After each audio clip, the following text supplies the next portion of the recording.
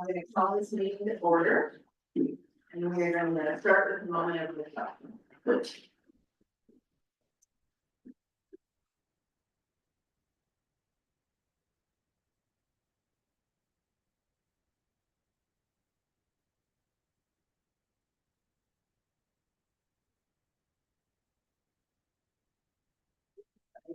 Confirmation of the agenda. I have a recommendation to regular council agenda of June 30, 2025 to be approved as circulated. Moved by Councillor Martin, second by Councillor Jeff Bell. All those in favor?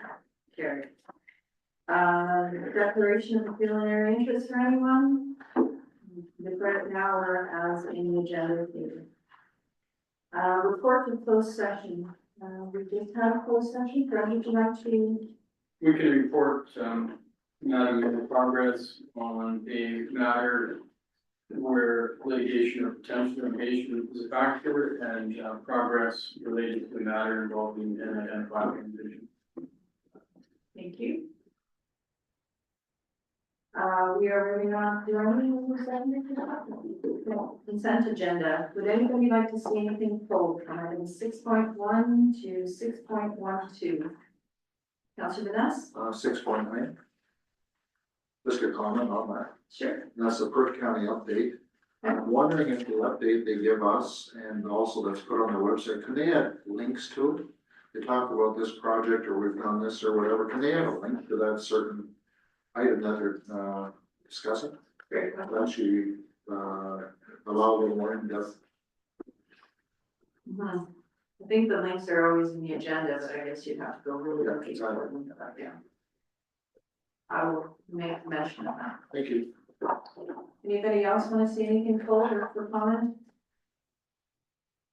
Okay, seeing nothing, I have a recommendation that the consent agenda item 6.1 to 6.12 with comment being made on 6.9 be received for information and that the regular council minutes of May 20th, 2025 be adopted. Moved by Councillor Cloutier, second by Deputy Mayor Wilhelm. All those in favor? I will never get it right. Okay, public meetings, 7.1. We are moving into public meetings and hearings. Do I need to close off this meeting and start this one? No? Okay, so we're at the Perth County Annual Accessibility Update. Rachel, now forward. Good morning. Yeah, so here with my colleague Jamie O'Leary as well, legislative. Right. Oh, good morning. We do a presentation.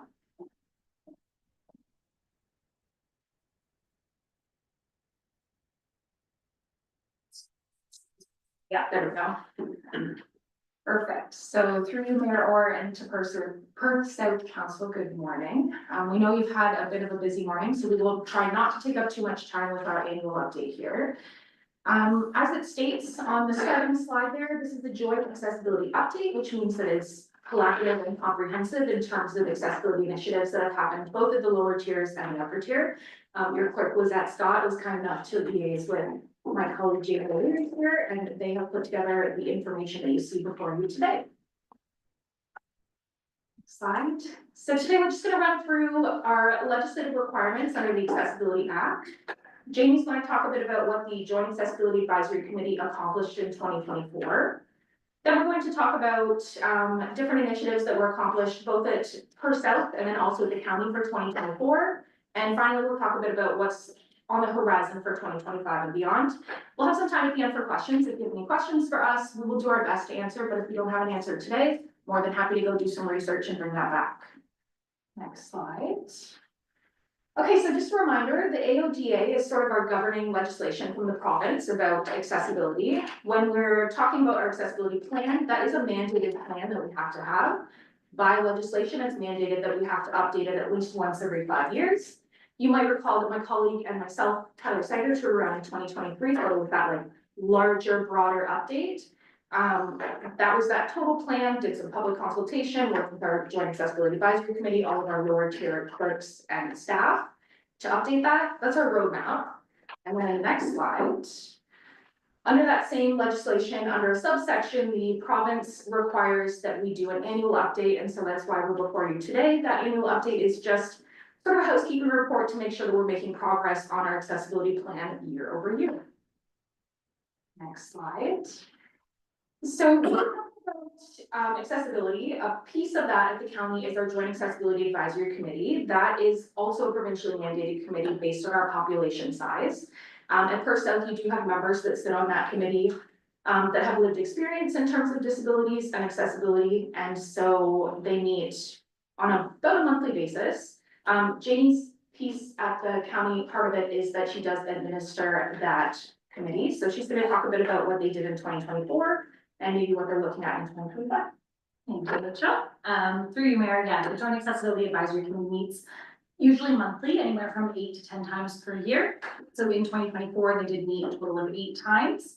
And throughout that, we did complete 12 site plan reviews. So as I'm sure some of you are aware, and some of you may not be, anytime there's a site plan that involves the public, it comes from the lower tiers to the Joint Accessibility Advisory Committee. We develop a little subcommittee with at least one person who's from the lower tier that the site plan's for on that committee, and review that and kind of work through that, and then we complete a feedback report and send that back. Just with, again, that lived experience, their perspectives, just some valuable insight.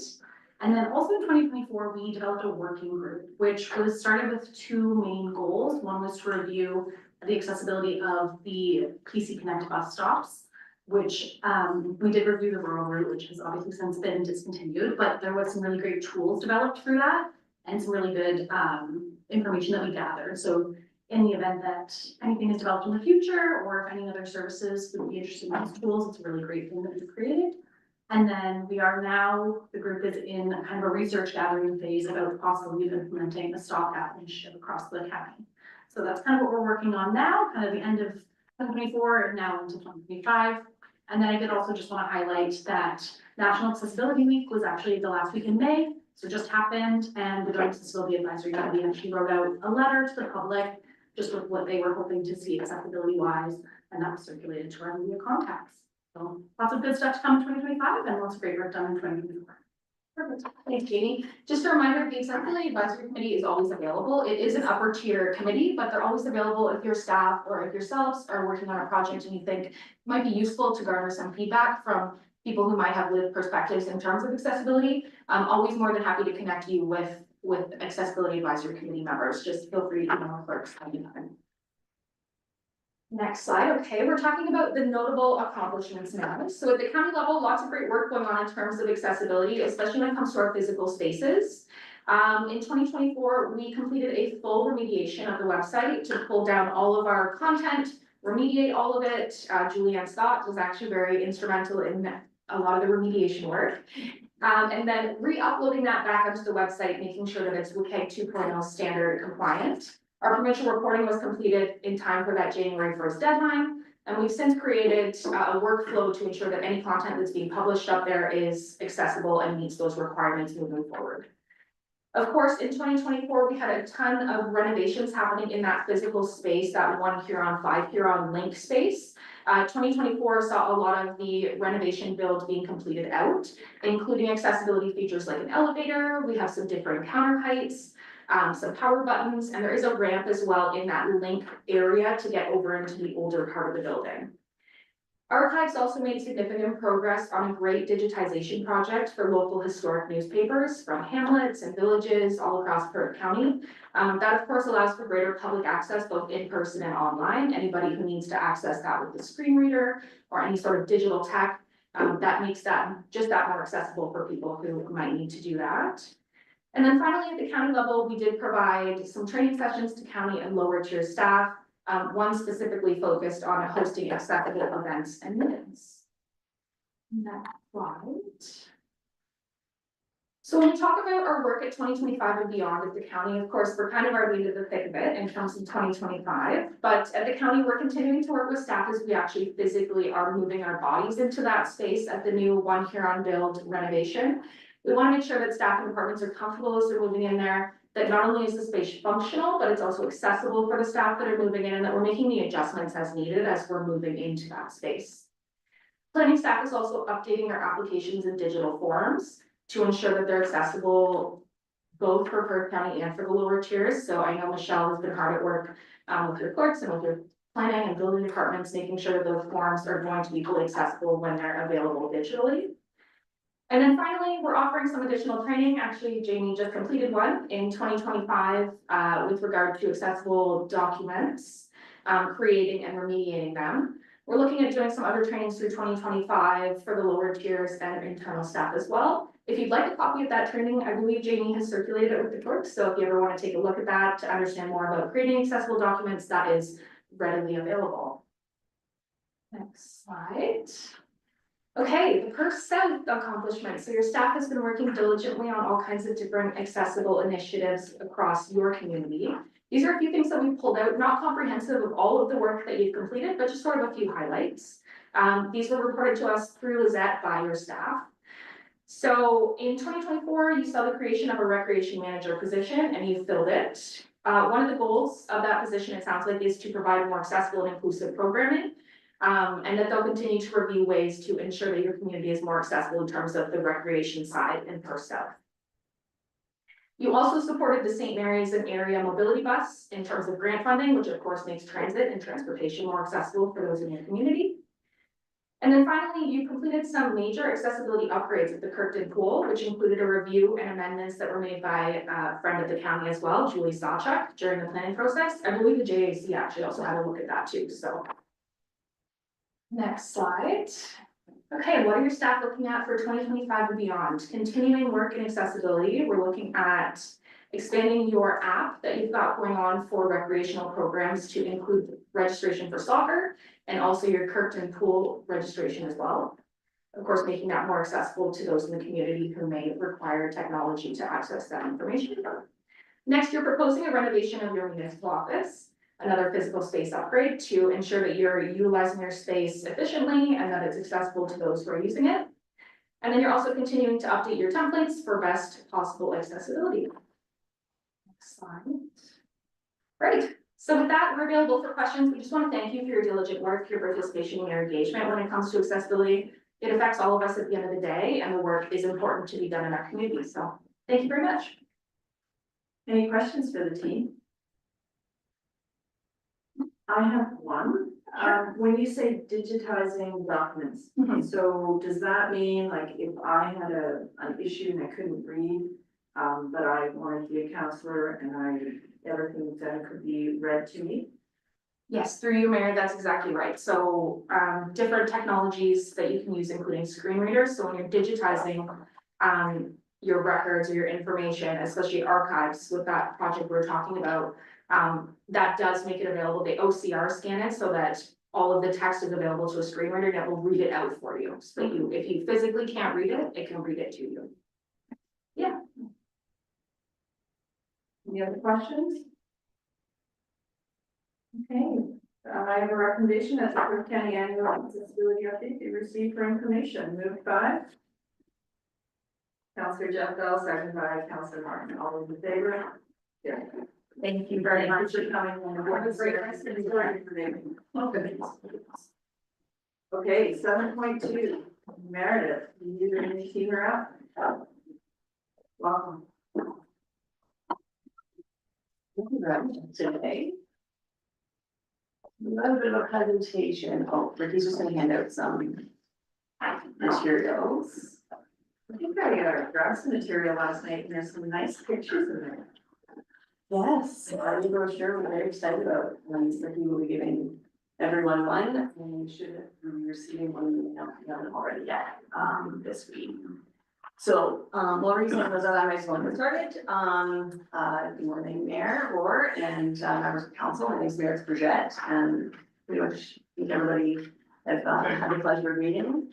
I'm the Director of Economic Development and Tourism for the county, and with me today, sitting shotgun, is Ricky Zhao. He is a familiar face of the county.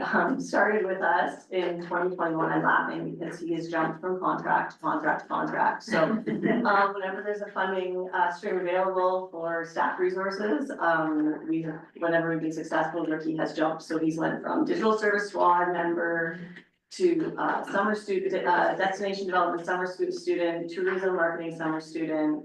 He then did some economic development, maternity leave support, and now he's actually taking over the tourism portfolio as we have another staff person on maternity leave, so he is with us until March. So Ricky actually started in 2021 and is a full-time student pursuing a career in education. So Ricky has his master's in education and fell in love with economic development and working with our business community. And he has recently graduated with his master's of economic development as well. So we are very happy to have him with us on our team until March 2026, when Clara returns from her maternity leave. And Maggie will be returning from her maternity leave in September. So if we just want to scoot to the next slide. Just a quick snapshot of our team. There should be a presentation. Hit the bottom.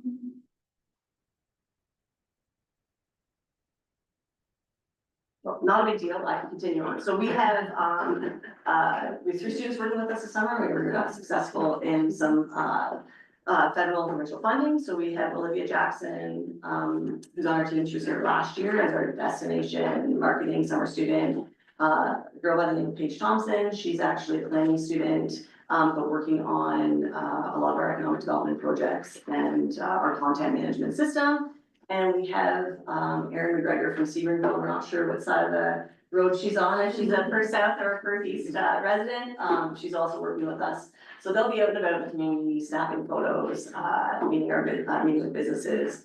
Our goal this summer is to engage with all of our farm gate businesses, our businesses that have been identified in our tourism brochure, our bakery trail, and any participants, and make sure that we have updated photos on them, and business bios on them. So that's our Planted in Perth Town, which I'm gonna talk about in a bit, program.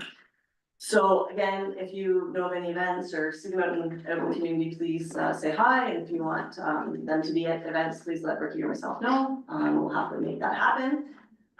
So our strategic focus for economic development through our strategic plan that was developed, the economic development strategic plan that was developed in 2024, focused on 5 key priority areas: business retention and expansion, destination development and marketing, people and workforce, and housing, affordable and alternative housing, and mobility, which is PC Connect.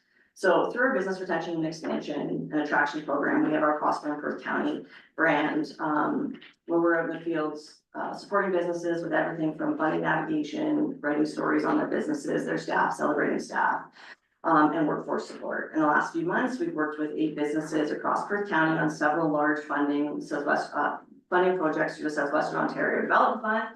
2 of those companies are right here in Perth South. One has successfully secured $5 million for expansion and growth of a total of a $35 million project. And the other 7 are either currently waiting to find out if there's the status of their funding application, or are in the due diligence confidentiality stage. So some very exciting projects happening across the county. Signature initiatives such as our Planted in Perth County and our People in Perth County, which is showcasing businesses and all the amazing careers that we have within the county, and showcasing rural entrepreneurship and career pathways that exist right here in Perth County is also one of our focuses. We're still working out the details, so you will receive an invite later on this week. Justin's been working with Fred, and our next business tour is actually here in Perth South at Camp Creek Dairies on June 20th. So you'll get a message from us later on this week once the details are all finalized. We're continuing to stay connected with our business community to ensure that we're providing relevant programming that is meeting their needs. Has always been a priority to our team. Our monthly newsletter provides valuable program information, and continues to keep those lines of communication open, as well as our roundtables and surveys and whatnot.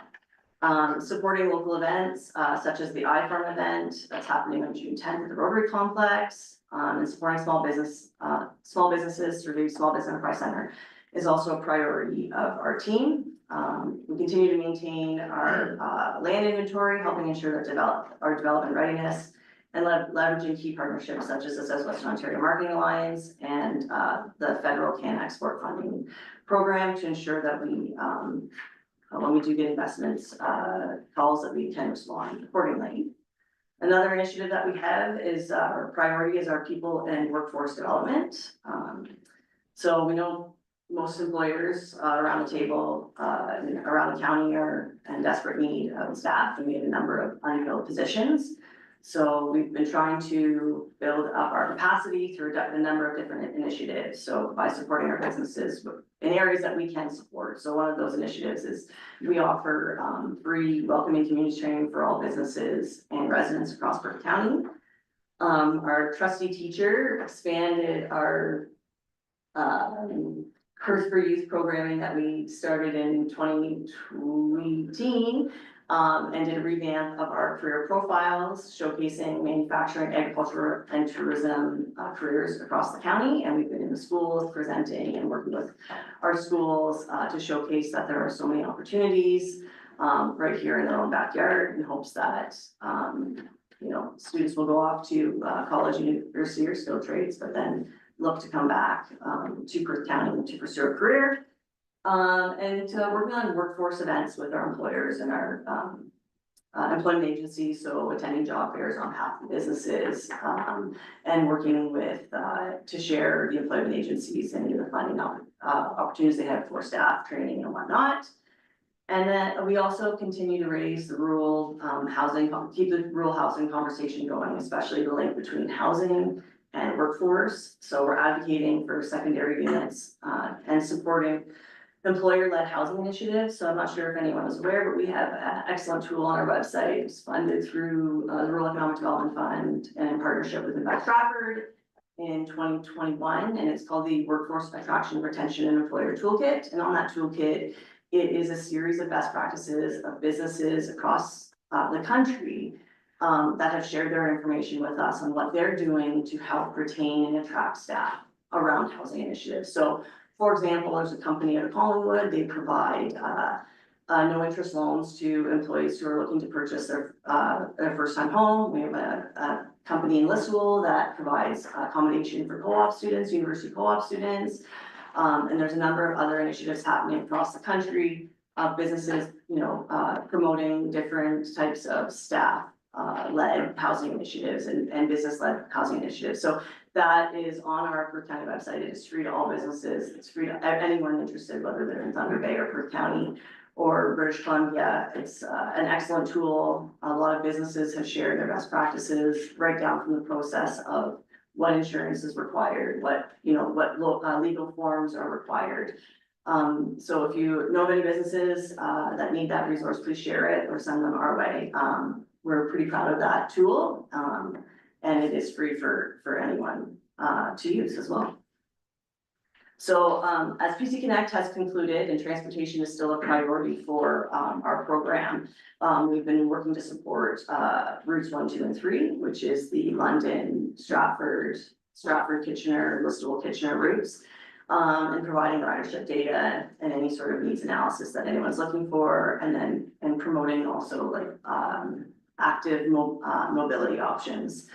The model continues to evolve, and we're constantly looking for different options and opportunities to pull folks into our rural areas and provide some sort of transportation or access to rural programming.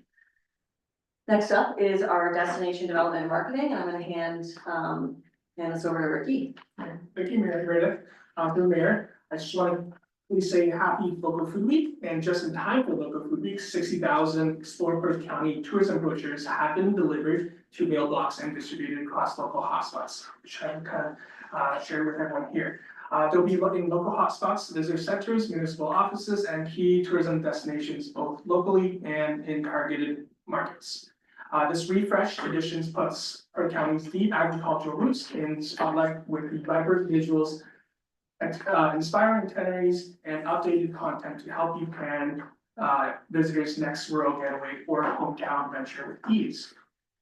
Several strategic marketing campaigns are currently underway. We're looking to work with several number of social media content creators.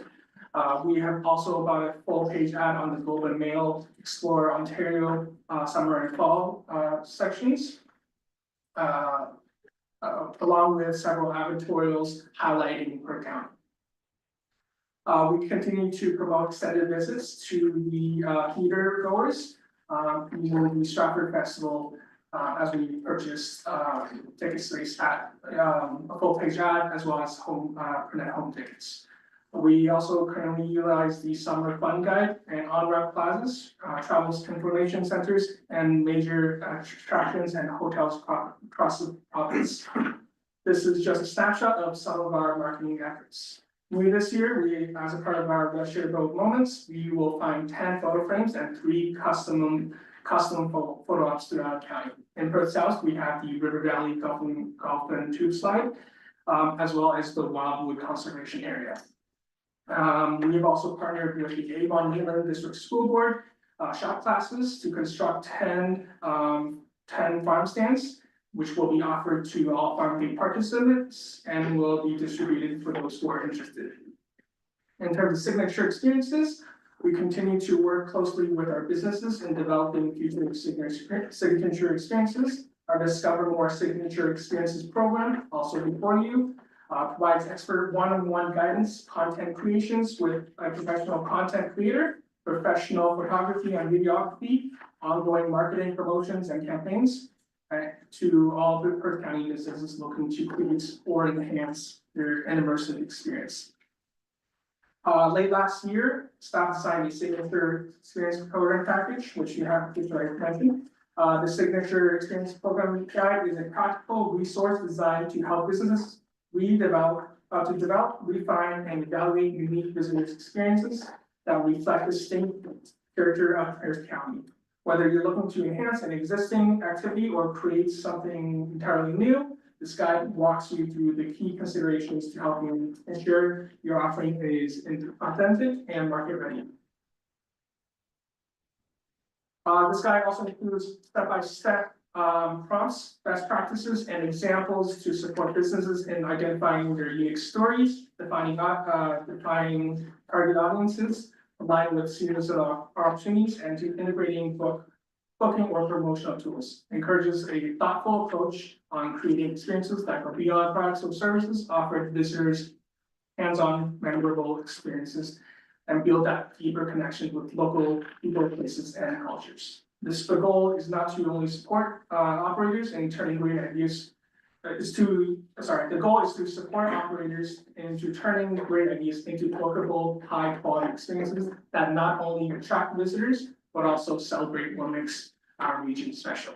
With that being said, I'll pass it back to Mary. I just want to add a couple of things. So when Ricky was talking about River Valley and Wildwood, it's the static frames that you can get your picture taken. And so please check them out, take a picture, tag us. The content creator, one of the content creators that we have, we've never worked with them, but have been following them for several years. Actually, recently just moved to Perth County. Her name is Sam Weber, and her handle is The Cabin. For the first time ever, she had got our Explorer brochure in the mail and then made a post, and it kind of blew up that she was looking forward to touring in the backyard this summer. So we've engaged with her and we're working quite closely with her over the next 3 months on a pilot. As our sole content creator, we've given her the brochure and said, please enjoy Perth County. And so she is actually already planned and booked a camping weekend with 23 friends and like family, 23 close personal, relatives and friends at Wildwood. So that's happening the third weekend in July. So if you don't already follow her and you're on social media, please follow her. She's going to have lots of great activities happening throughout the course of the summer. And we're very much looking forward to this pilot and working with her to see I have a different lens of a resident promoting the area opposed to bringing someone in, which we are still going to be doing. We're just trying a new perspective here with that. And then I just wanted to expand on the guide, the experiential tourism immersive guide. We created that guide because I think when a lot of our businesses were unsure of what immersive and experiential tourism was, and a lot of our businesses are already doing it. They already have experiences on farm, Macaulay Hills, for example, and their Maple Fest and the Tours in the Bush. And it's not, you know, they don't have to create a new business line, it can be part of your business and just how you make small little tweaks to enhance them, so that's why we created that. We also created the Prosper and Perth County, guide as well for businesses, because we have so many different programs and so many different, initiatives, through our economic development program. It was hard to keep track of everything and what businesses to participate in, so we felt like that was kind of a one-stop shop, you know, if you want to participate in a business tour, if you want resources on funding applications, or you need support with this, so we created that as well for businesses to, as a one-stop shop for economic development initiatives, so we're pretty proud of those two documents, and we've seen a major, an increase in, interest from our businesses to participate in this program, so that was great. So looking ahead for, the rest of the year, we're pretty excited about, an upcoming networking event, happening at the River Farms, and it's, called Rooted in Success, and it's focused on collaboration amongst businesses, particularly in the food sector. So that's happening on June 25th. If you guys can receive an invite, or a newsletter, we'll make sure we get that circulated to you. It's a come and go, networking event from 3 till 6. There will be a fireside chat at 5 p.m. Showcasing a couple of different, agritourism businesses, operators within the county that have collaborated amongst themselves and working together. And we also have our, Sam Weber talking about content, management, content creation, and simple things that businesses can do that doesn't cost a lot of money. It doesn't cost anything, to promote their businesses and also promote other businesses, that they're working with, kind of celebrating that co-opetition, piece. We've also created for First House specifically, they're gonna be arriving on Thursday the 5th. Weather resistant vinyl signs that are gonna go in your, the static cases at River Valley here and the museum. And we've actually, have a couple of extra ones that we've ordered with grommets that we thought we could, a simple QR code that people can scan, at the Kirkton, pool or here on the fence. It's fairly busy with the park and the ball diamonds and the soccer pitches and whatnot. So we'll be coordinating with Fred on that. So, hopefully this weekend you'll see all nice, new vinyl weather resistant, tourism boards for your, static displays.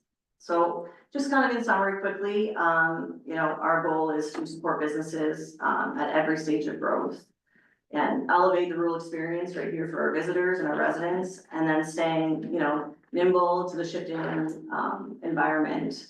You know, whether it be, tariff issues or, employment issues, just, making sure that we're meeting the needs of our businesses as well as our communities that we service. If there's any questions, happy to take them now. And if not, thank you very much for having us today. This was always nice when we get out in our member municipalities to talk about what we're doing. And you are our champions, and you know, you're our voices to our business community, so we really appreciate the ongoing support, from staff and politicians. Any questions for Meredith? Go ahead. Hi, thanks for coming. I'm just wondering how does the structure, the overall structure work? Do you get an idea, or does the idea come from the business community, or is there just, is this like a funding comes, how does this whole structure work, or is this, we don't have enough time for that? No, that's an excellent question. So the foundation comes from the county's corporate strategic plan and our economic development strategic plan. So we've got the parameters of our programming, we have our core programs that we offer, that are going to lead to, the program guides. But then from that, we do, as funding opportunities arise, we will apply for funding if it is relevant to our programming. So, you know, if it's a workforce project and it can fit into our workforce umbrella, we'll apply for that. If it's a tourism project, for example, the shareable moments, we've been working on immersive tourism, it's been identified as one of our assets. This, shareable moments, Instagrammable, installations, wasn't really on our radar for our programming. But there was money available and it fit, we figured out a way to work it into our current programming, and that's through our frames. And are through our farm-gate stands that the students are making, and we've engaged with some art students to create, displays on those stands, of what Perth County means to them. So we always are trying, like, the foundation is set for us, and we're always just trying, as, you know, obviously, like, I wanna turn a dime into $200 all day, every day. So if any funding comes up, we'll try and mold it into our current programming.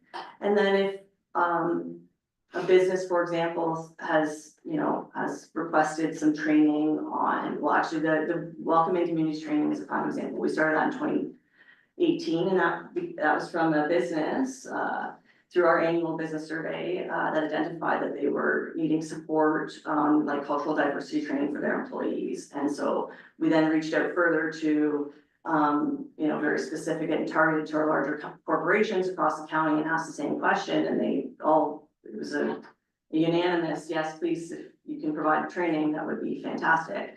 And so there was funding that came available through the Rural Economic Development Fund that we applied for that funding to provide the training free, and we've just continued on that core programming every year, because it is benefiting our community, business and residents as well. So does that answer your question? Ish, okay, good. Yeah. Just wondering, on economic development, are you helping any of the agriculture community with the agriculture clean technology grants? Do you get involved in any of that? No, but we could, I've never had anyone reach out, only yourself on the natural gas, but that wasn't funding, just some natural gas advocacy. The reason I ask is in 2025, they just gave out another $200 to $300 million to agriculture groups in Ontario. Unfortunately, there was only one in Perth South and very few in Perth County. Most of those grants are being written now by private writers who take 10 to 15%. Okay, we had, and on a $2 million grant, which a lot of them were in the area, they're taking almost $300,000 to write the grant, to write the proposal, sorry. So we also have Upper Thames came to us last fall here, they've started a new program. And on their application page, they ask you to use a private grant writer. Yeah. So is that something that can actually be supported by Perth County and actually be used as an income stream? Because you could hire a person, gets one grant, 5% of 2 million, you've paid $100,000. So I would love to say yes, that we could help all the businesses write all the grants, but unfortunately, we just don't have the bandwidth. Is that something you can look into at least? Yeah, absolutely, and we have, I haven't really pursued it, to include it in the budget. In our formal budget submission to county council, but what we can do and what we do is we help the businesses, they provide the foundation, they fill out and complete the applications as best they can. And, we aren't experts in funding applications, and there are several local companies that are professional grant writers. And, not that we encourage it or discourage it, but we will, help provide our comments from a county perspective, supporting our member municipalities and our business community. But we just don't have the bandwidth or the expertise within staff to be writing the full, funding application for a business. But we can steer them in the right direction, we can provide them with, whatever data they need and any information that we can provide, but we just don't, unfortunately, in a perfect world, we would have the capacity, but unfortunately, we just don't. But it may be a revenue stream for them. Yeah, yes, It's something they should be looking at. yeah, and yes, I will make note of that for 2026, yeah, no problem. Councilor Martin? First, good work. Things look like they're thriving in the North Kennedy. Just quick question, your student team, is somebody going out to Paris this weekend for their anniversary event? Can you bring that forward in case that wasn't? Yes, yeah. Yes, I think someone has. Open house, Yeah. yes, yeah. And, also, will they be visiting rec programs at all? That part of any of the promotion? Not particularly, but it doesn't mean we can't work it into if there is a large community event, it doesn't mean that we can't work it into our programming. There's quite a large family fun day that happens out here every year. Yeah. to go with that too. Oh, absolutely, if you wanted someone, and we could, you know, provide those photos and content to, staff here, Fred and Lizette, for posting whatnot after the event, and you can use those photos for, different guides and promotional stuff on their website, whatever we, you know, professional photography or not, or content that we create, it's yours. Like we're not gatekeeping photos and videos and whatnot, it belongs to the municipality, so if there's anything that you need or want, we will try and weave it into the programming as much as possible. Thank you. Yeah, we'll have a big recreation. Yes. Any other questions? No, I have one. Funding for that PC line, is the province still committed to that? Sorry, I need a little bit more. So there's that earlier you were talking about. Yeah, 1, 2, 3, yeah. Well, province is funding for that, or? So St. Mary's, my understanding from last conversations is that St. Mary's, Stratford and North Perth have committed some dollars, and then they are going to have another conversation. That dollars were carried through till the end of this year. Right. And then the province hasn't provided, and we're out of those conversations now because we're not part of that contract, Okay. so I'm not sure what is going on, because we've, you know, since March 31st, we haven't been part of those conversations, just providing, you know, support as needed through social media or data and whatnot. I know North Perth and West Perth are looking into providing their own micro transit that would move into Stratford to those lines. I think they're in the very preliminary stages for that, but the province is, yeah, unfortunately, we couldn't figure a way to get more money to keep the service operating at the county level.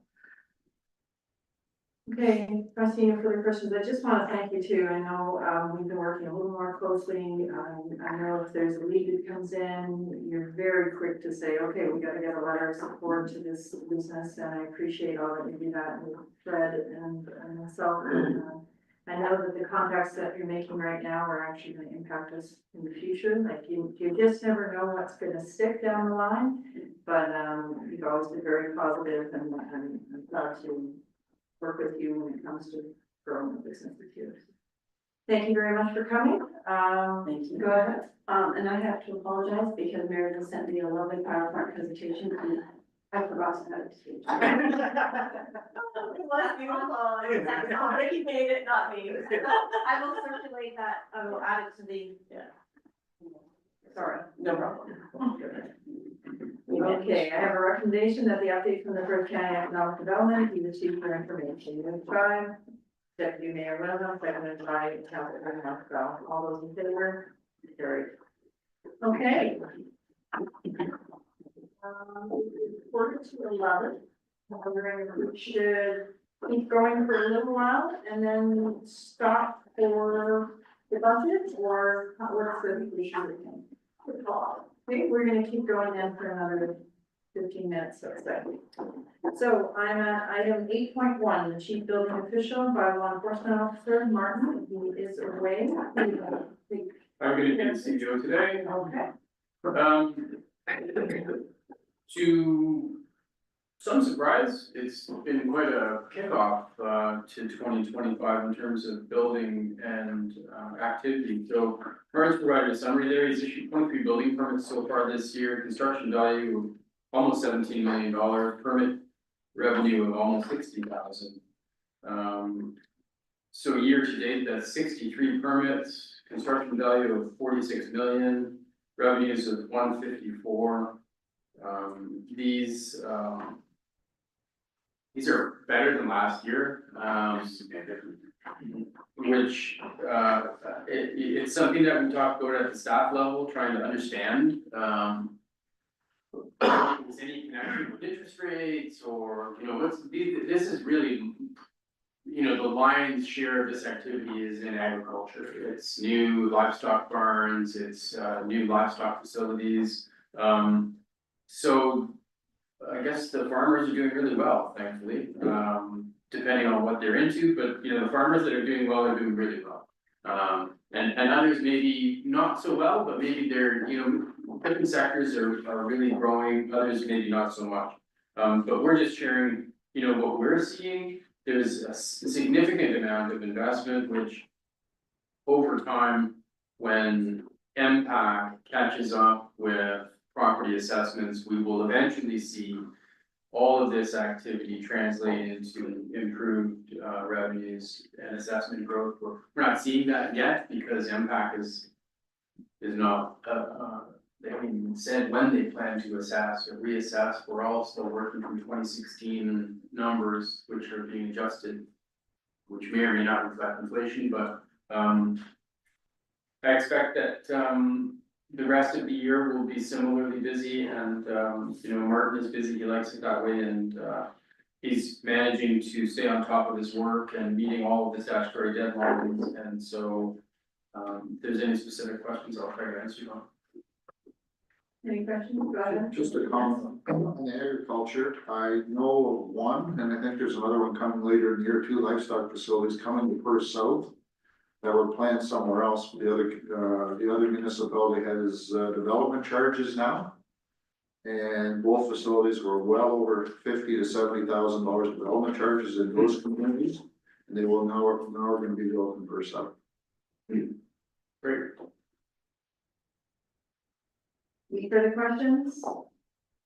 No, so I have the CDO update, the report, you seek for information, moved by Councillor Vanessa, second by Councillor Markel, all those in favor, carried. We are at Director of Public Works, Ken, your tables, floor is yours. Thank you, Mayor Orr. First report here is some public paving. We included some work in with the Perth County tender for surface asphalt on line 4. They had some very good close bids there that were bidding. The low bid was Branco Construction. The whole county tender was just over $2.6 million. Our portion of the paving was $585,000. So recommending award for our portion, I guess not necessarily awarded, it's gonna get awarded through the county. But just to concur acceptance of the award for South paving to Branco Construction. Any questions for Ken? Go ahead, Councillor Vanessa. Just one question, I've never paved a road, hope to never have to do it in my life. Is there any ability while they're paving to smooth out some of them spots on line 4? That's the hope that they can, the second pass on the paver, it will help take out some of that. So there's some places they could put an extra ½ inch or inch on. Yeah, it won't be, it won't fix everything, it won't make it perfect, but it should be an improvement, that's what it is. Excellent, thank you. Councillor Marco? Do we have any idea when this construction will happen?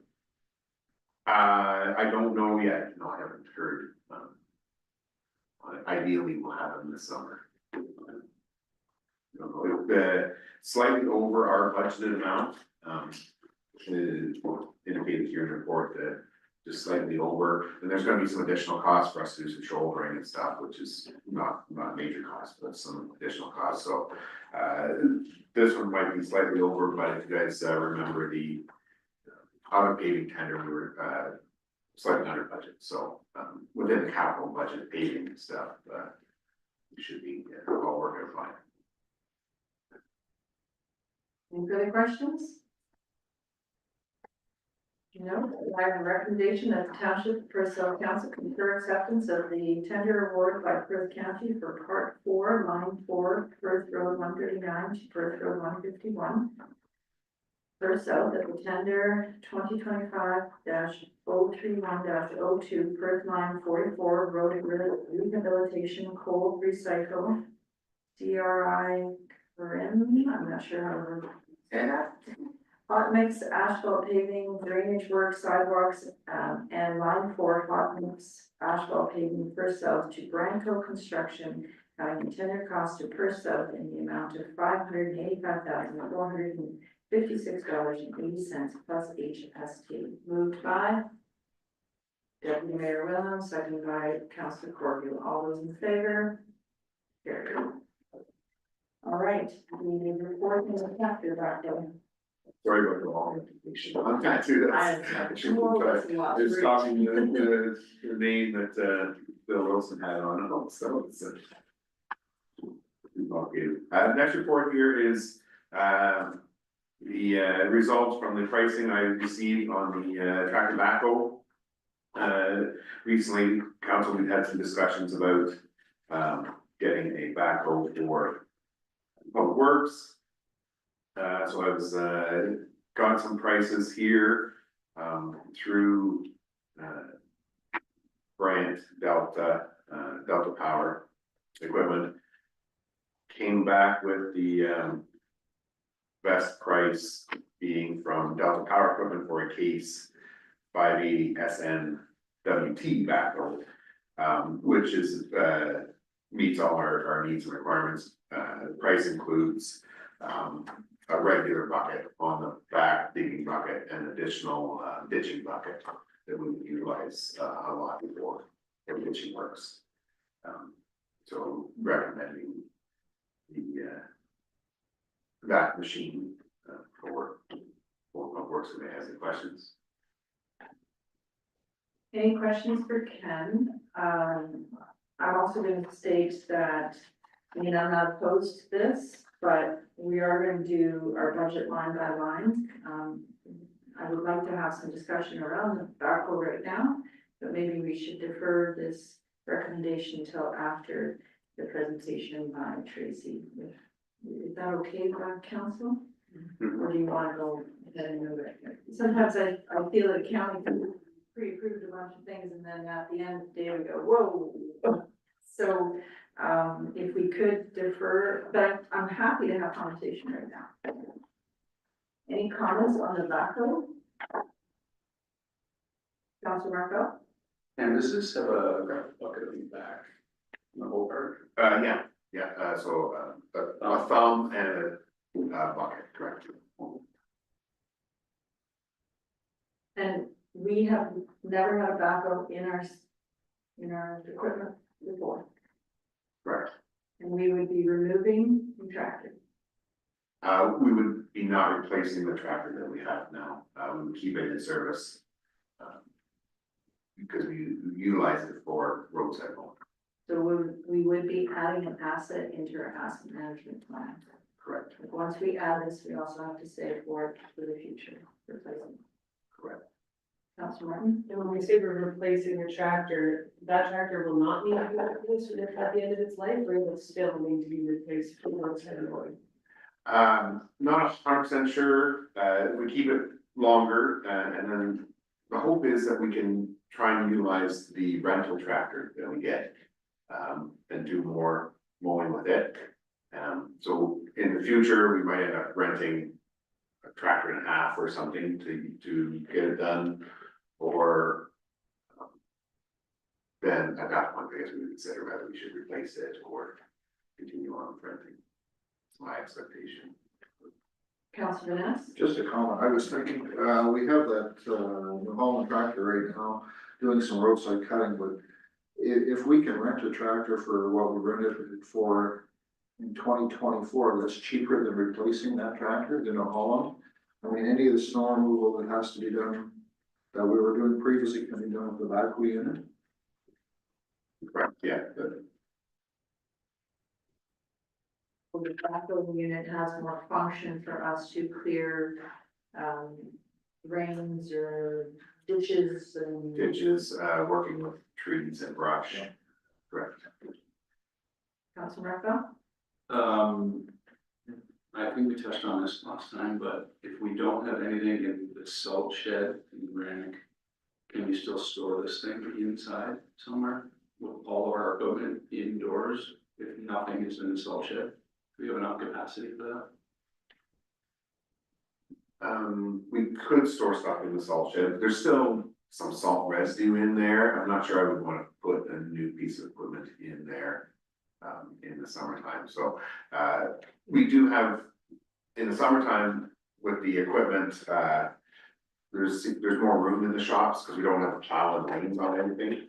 So, like the shop next door here, for example, when we got the graders and the trucks with the snow plows and the lanes on the side, they take up a lot more room.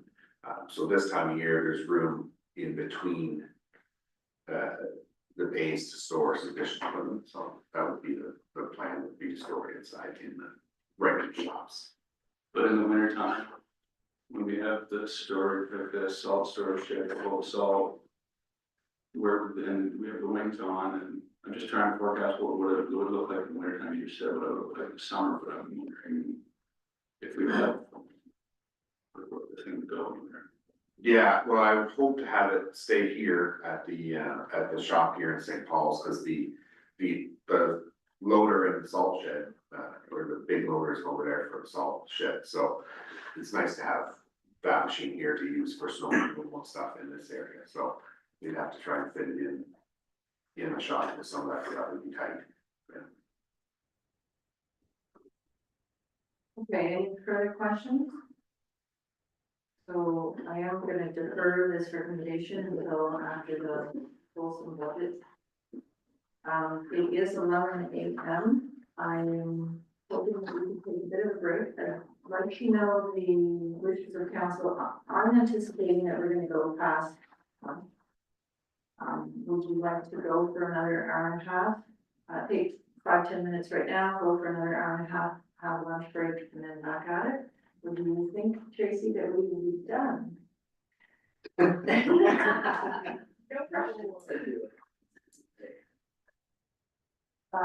Pretty straightforward for us, so. It's for me, but it's So it's really how our council wants to debate and discuss. right.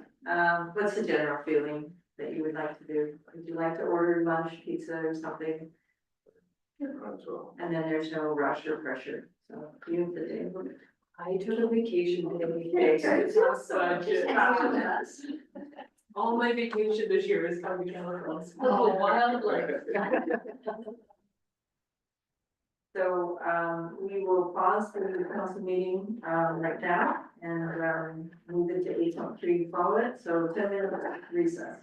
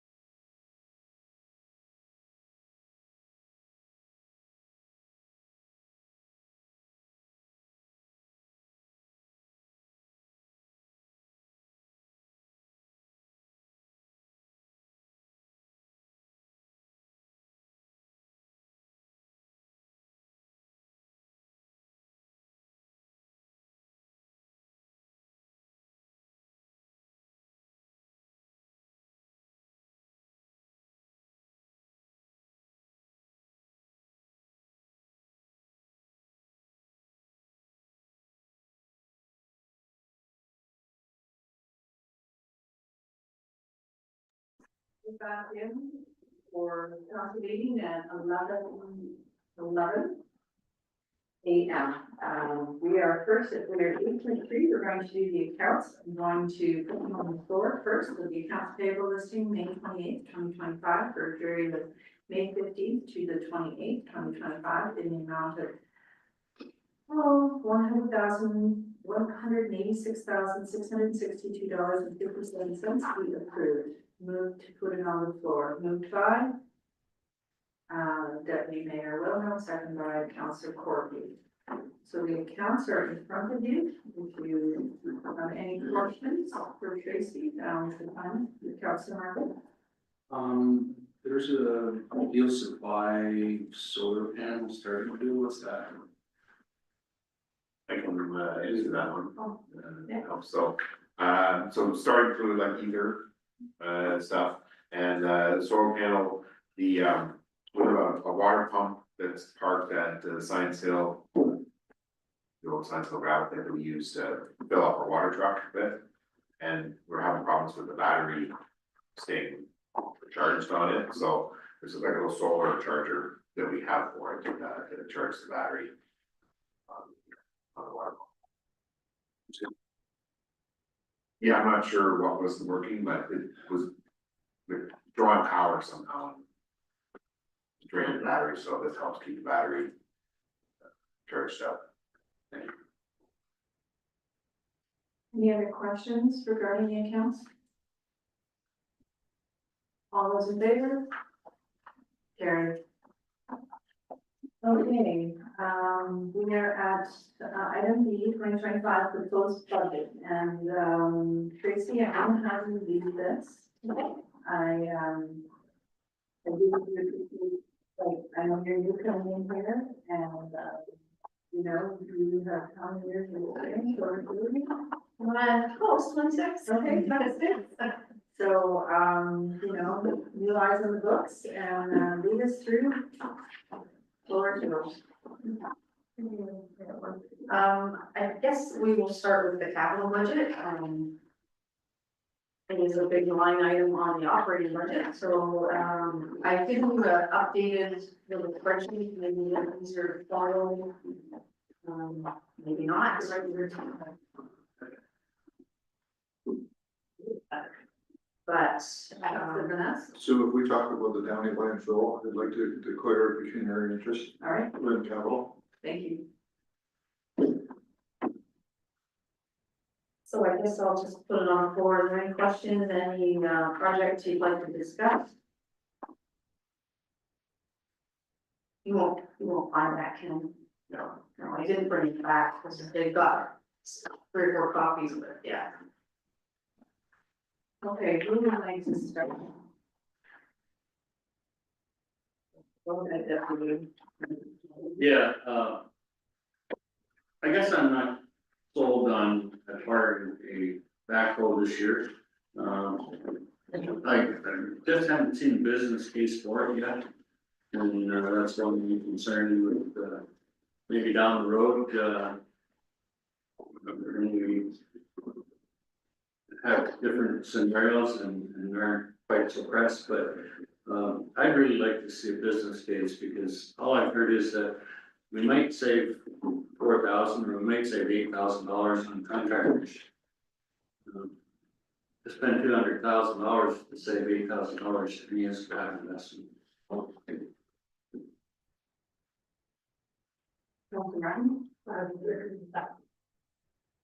For this input. I guess the trouble with the backhoe is that it can't do a lot of our culvert work, because we, talked to Ken yesterday about, we have to get an excavator in anyway to, do most of our culvert work, because they go deeper and they're bigger, so. Yeah, I'm 50-50 on it. I know I'd love to have one on the farm, everybody would love to have one, but whether it makes total sense, with the kind of the tax rates we're looking at right now, the land rates. I wonder it should be deferred to. Councillor Vanessa? The way I look at it is we have to replace the tractor, so we're gonna spend $150,000. So the question is, do we spend 50 or 60 more to get a backhoe versus a tractor? And I do believe for $50,000-$60,000, it is well worth it. There are numerous backhoes on the farms around here. When you talk to the people, it's a product that's used just on their little farm every week. It's like a forklift. It's used all the time. It gives you so much opportunity. And I personally believe our staff will have many uses for it, especially there's a thumb on the bucket, you can decrease, it's just a lot of opportunity to do things with it. So I'm in support of purchasing a backhoe and probably not repurchasing a tractor. Dr. Ryan? Just to clarify the earlier discussion with that, this does not replace the tractor though, right? If we would still keep the tractor, but then once that tractor's at the end of life, we would have to rent something to replace what that tractor's doing. Correct. Yeah, so it's not really a $50,000 upgrade if we still have to then replace the tractor. Counselor Jeffel? My recollection was that when the package first came to us, that the tractor was going to be very close to end of life, and it came for a replacement of the tractor. And the suggestion was that we look at a backhoe. I do believe that a backhoe is going to be valuable. Looking at the paper in front of us, I'm similar to Councilor Corby. I am 50-50. I don't know if we looked at renting a backhoe this year when it's needed, trying to figure out the hours that we're using. I don't know if that's an option. But I do think it would be a valuable asset to the township. Counselor Cormier? The tractor that we were talking about replacing, Ken, you think we get another 4 or 5 years out of it without spending too much on it? That's my expectation, yes. What value would that tractor be right now, do you think, if we just sold it outright and rented it? Like, is there a value to it, or is it? Oh, there is, I don't know what it'd be, though, I would guess at that, Counselor Marco? So we purchased a gravel bucket for the front of the payloader. I'm wondering, are we doubling up a little bit? Or is there big stumps that we need, or big trees that we need to use that for? If we have a thumb for the back, or that would just use for brush and smaller things. I'm just trying to picture you guys on the side of the road, and we have a payloader, we got a backhoe, and The loader's a lot more heavy duty, and for the big butts, the big stumps and stuff, the backhoe wouldn't have the capacity to lift that stuff. Utilized a lot for small brush and stuff, getting that with the back part. Just an additional comment, I agree with Councilor Bell that when this came forward, that we were led to believe that that tractor was at the end of its life and we need to replace it. But now we find out it's got 4 or 5 years, and I can't disagree with Councilman Hess, but I think it should be one or the other. Is there any possible way to keep the tractor this year, rent the backhoe, and how often we use it? Or is That's an option for sure. I don't know what the rental cost would be. I'm hearing that everybody's feeling that the backhoe is something that we would like, it's like a bonus.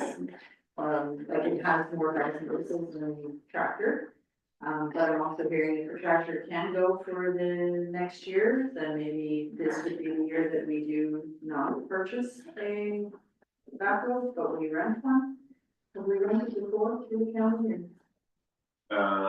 We borrow and use the county's backhoe, sometimes we wouldn't necessarily rent one, something like that. Okay. Just to be clear, if the council goes ahead with the purchase, that is something that's coming from your equipment reserve. impact the levy, but if you rent one, that's adding to your operating costs, which you could potentially get cut back from, so they have that content.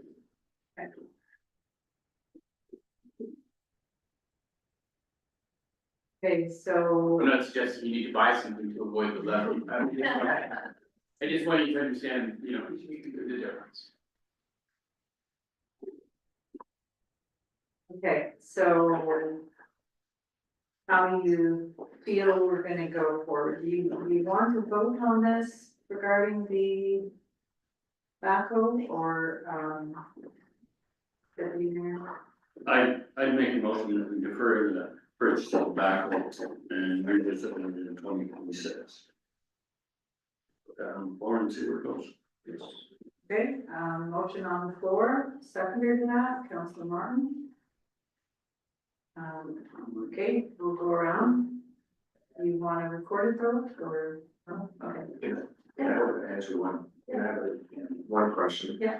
So if we decide not to go with the backhoe, in the budget, there will be 125,000 for the tractor still, like how are we gonna handle that going forward? Is that part of this discussion that we should have something in the budget? Shouldn't we have something in the budget? We've been through this many times over the years and then we're trying to catch up. So shouldn't we have a budget line for a replacement of something? I don't know. Oh, for the end, do we want that tractor back in? I guess depending on if I'm understanding the question correctly, so, within the budget, where there's money that goes from, the operating budget into equipment reserves. That's an amount we've had discussions on many times, so that's kind of an amount, so that's going into the equipment reserves. The purchase of the tractor, the replacement of the tractor, was funded by, the reserves. So it's not, it could just be deferred. And it would just show up in the 2026 budget again, if that answers the question properly. All right. Okay, so there's a motion on the floor that we defer till 2026 for the purchase of the backhoe. Seconded by Councilor Martin. All those in favor? Carried.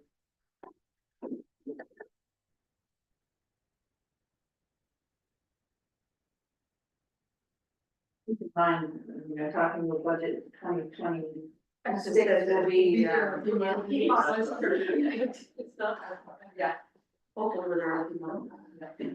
Here, this is done. Yeah, okay. Okay, so if I'm looking at this right, we're at the 2027. Oh, sorry. It's here we have the 30,000 again for the Downing land. Maybe you can get a better understanding because that's up to 60,000. And then like a better clarification on this. It's right, so. Yeah, so it's really reflective of the value of the purchase of the water rights that is being updated from when that number was originally established. So, we have used, a handful of,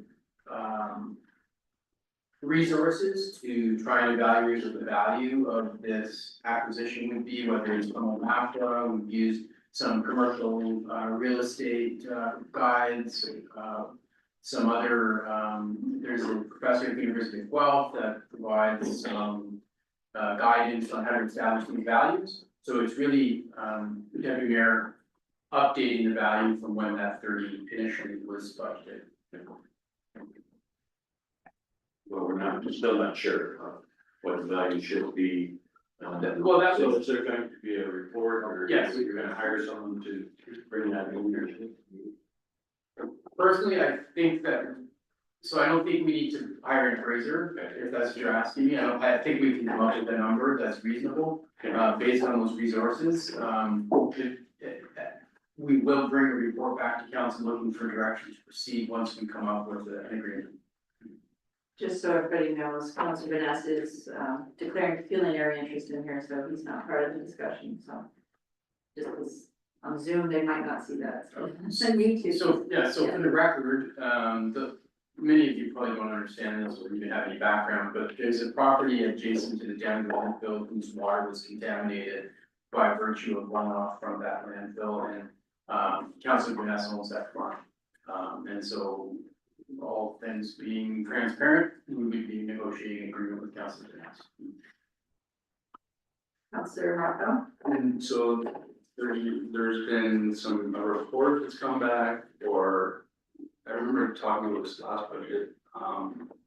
What's, I guess, to Deputy Mayor or Deputy Mayor, I'll talk about why has it doubled? So it's gone from 30 to 60?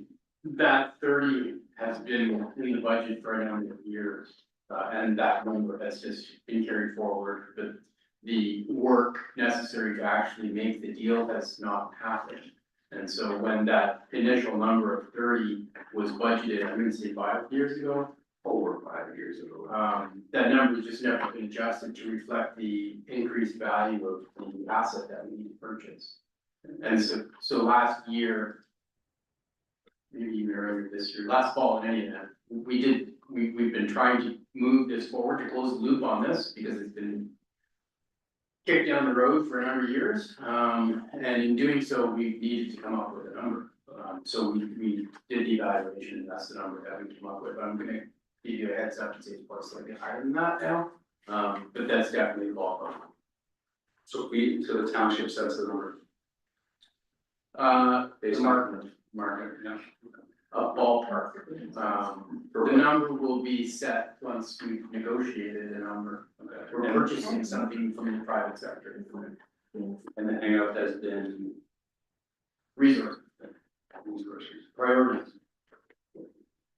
If I could just add a little bit to Fred's discussion there. There was a slight increase in the size of the area as well, so there's the value of the land that's increased over time, and then as we've had more monitoring, groundwater monitoring, the engineers, because we need to get this sent through and accepted by the ministry. Because we're impacting the groundwater adjacent to the landfill. So they recommended a slight increase to the area as well, so there's the value plus the increased, we're not purchasing the acreage, we're purchasing the groundwater rights for an acreage, so it's tied to the size as well. Yeah, and then to add to that, so there's gonna be some legal costs because the deal needs, the purpose of the whole exercise is to register on title that the water on this parcel is contaminated. And that it ought not to be used for any purpose, animals or people. And so there's gonna be some legal work required related to drafting the agreement, finalizing it, and registering it on title. So 60 is the purchase of the asset, probably slightly higher, though it might be 5-ish and other administrative costs.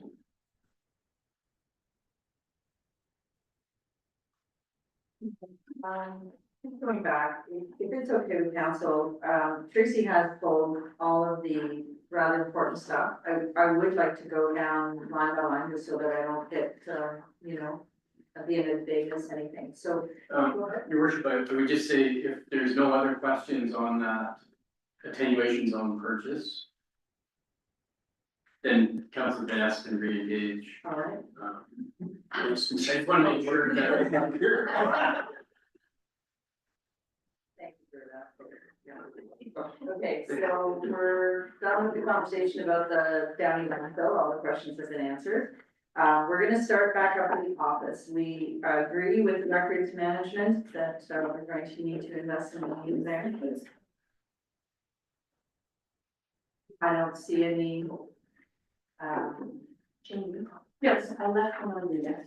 Sorry, can you say that again? This one, so there's a capital, I'm working off the old one, sorry. Oh, okay, good. So there's a capital sheet in front of you, line by line for the admin, these are the things that are measured that were pulled out. So record management, we are in agreement with 35,000. Go ahead, Can Mark. we just touch on what that is? That's digitizing our records, correct? Okay, and it's a requirement right now for. So I can answer that. It's been a requirement for a long time that we need to have a better filing system, and as our workforce has been ebbing and flowing over the last few years. We've really, been, realizing that having a proper system, filing system, and having the records digitized is an important piece of our history. We just have never had enough staffing, because it falls under the clerk's department, me. And it is not a very, it's not something you can do in a day or two. So we've put some money in there. We want to start down this road. Part of the start of the project is to just even come up with a proper file naming system. It's a really big job. And then, so $35,000 gets us started on that. Even just to come up with a plan as to how we would approach this. We are a small team. We need to keep the records of the corporation intact. We have a lot of historical information that gets referenced on a regular basis. And it's important that it doesn't get lost in the paper shuffle. So, So just to clarify, that 35,000 is used for help to do this, or is it software? so we're using it to come up with a plan as to how we're gonna start. This is just the tip of the iceberg. This is not the full cost of this, so I can take a look at the plan, like hire a consultant, or what does We're not 35, even sure. I just wonder where the number of 35,000 came from. in pretty much. Threw it out there. I honestly. We're gonna start somewhere. Yes, Okay. this has been on my. So I just wonder where it's going, where this money. So it was in the budget last year. We've brought it forward again. It's very time-based as to what staffing is on the go. I'm hoping that this year I can actually start it. I have an election again next year. Already that is impacting my workload. At a staff level, we've been discussing moving this forward because it is an important piece.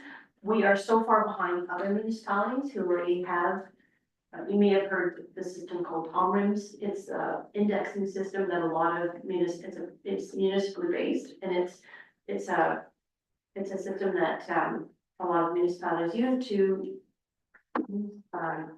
keep care of their records. We are subject to freedom of information requests. It would be a lot easier if we didn't have to just say, can you guys look at your office and see if you have anything with regards to this? It is not something that has been a top priority because it always gets moved down. And I was not questioning No, no. it in any way, just if this was budgeted last year and it wasn't done, and we budgeted again this year, what's gonna move it forward?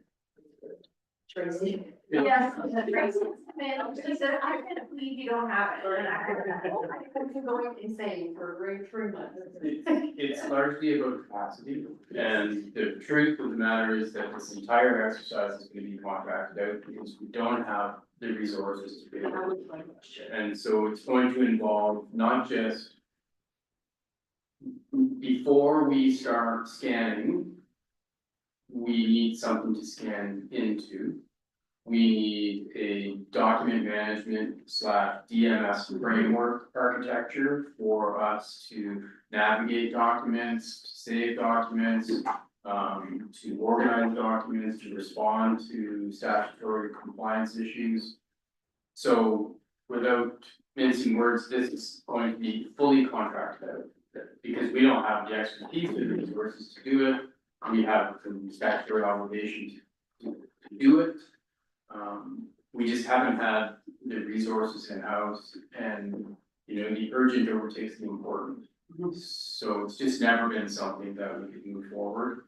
We're running out of runway. Like, sorry, I don't have a proper plan. There is, the intention to bring a report forward once we have a better idea of how we're going to start the process.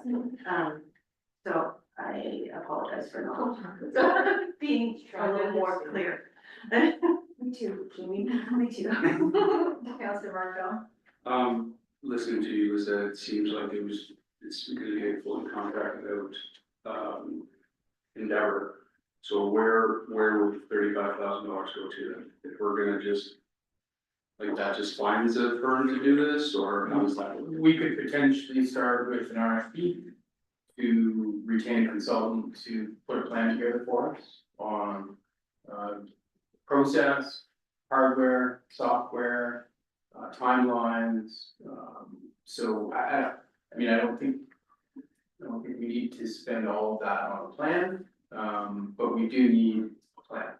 And it may be that we can lean on our current software IT contractor to see if they can figure something out for us, but it could be, this is gonna be, by the time this is over, it's gonna be 3 times 35, is my expectation.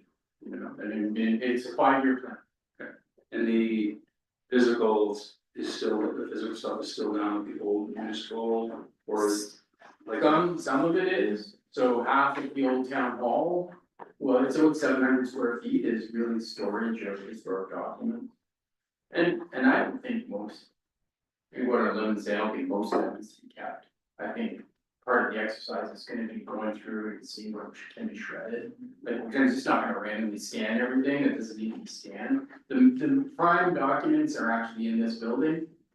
And part of the exercise of reevaluating the space here is that storing paper is very expensive. If you calculate the square footage value of this building, probably a third of it is going to storage or paper, which is very expensive. So that's part of the exercise. We'll eventually bring you something a little bit more, better conceived, but in terms of allocating the budget, that's the starting. So council is okay with putting 35,000 in records management? Office renovations, do you want to speak to that? Oh, sure. So we have brought, a report to council previously, along with some design work that was done. It's related to better using this space to create some meeting space outside of this room, as well as, improving the customer, staff interface out there. Reevaluating some of the space that, called the bullpit, where, our staff sits is sort of cobbled together. We would like to have a co-op student regularly, and we have, but we don't have the space for that. So dealing with the fact that we don't have much storage here, it's really just reimagining this footprint in a more efficient way. We have brought reports to council previously. Martin retained a designer and brought a design council, which provides a bit of a layout. Councilor Martin? So I see the benefit of this. I can see how efficiency would help. I'm thinking this is something that also we should look at deferring, because as we move the records out of here, we'll get a better idea of the space and how can you imagine, and I think just the cost that we're doing. Unfortunately, this is not a necessity to keep things running this year, so. I'd like to see it moved 8 months forward to our next budget discussion. Sorry, I just wanted to clarify, so when we reimagined the space, the area that we were thinking of as a meeting room currently is file storage, and we imagined that gone with the records management. So we did take into consideration records management when we were designing the space. Also, our server currently is in probably not the most secure area, and so we were looking at things like that as well to make put it in a better spot. I mean, we're a small organization, we have a lot of very trustworthy employees, but if something were to happen, it would be something that we are trying to mitigate. there's no one side of that. Right, I don't know. Anyway. And I want to be sensitive to the fact that I understand this is very important to staff, and I want staff to know that I do value you, and that it is not anything about a disrespect for this, and I know there's value in it, but we also didn't see any plans that talk about rejigging this space without moving walls. Right, because there still is opportunities within a building to move things around for greater efficiency, as it may be sitting similar to where it was built in the first place, right, where we are the offices being used to their fullest potential? Do we have flex spaces?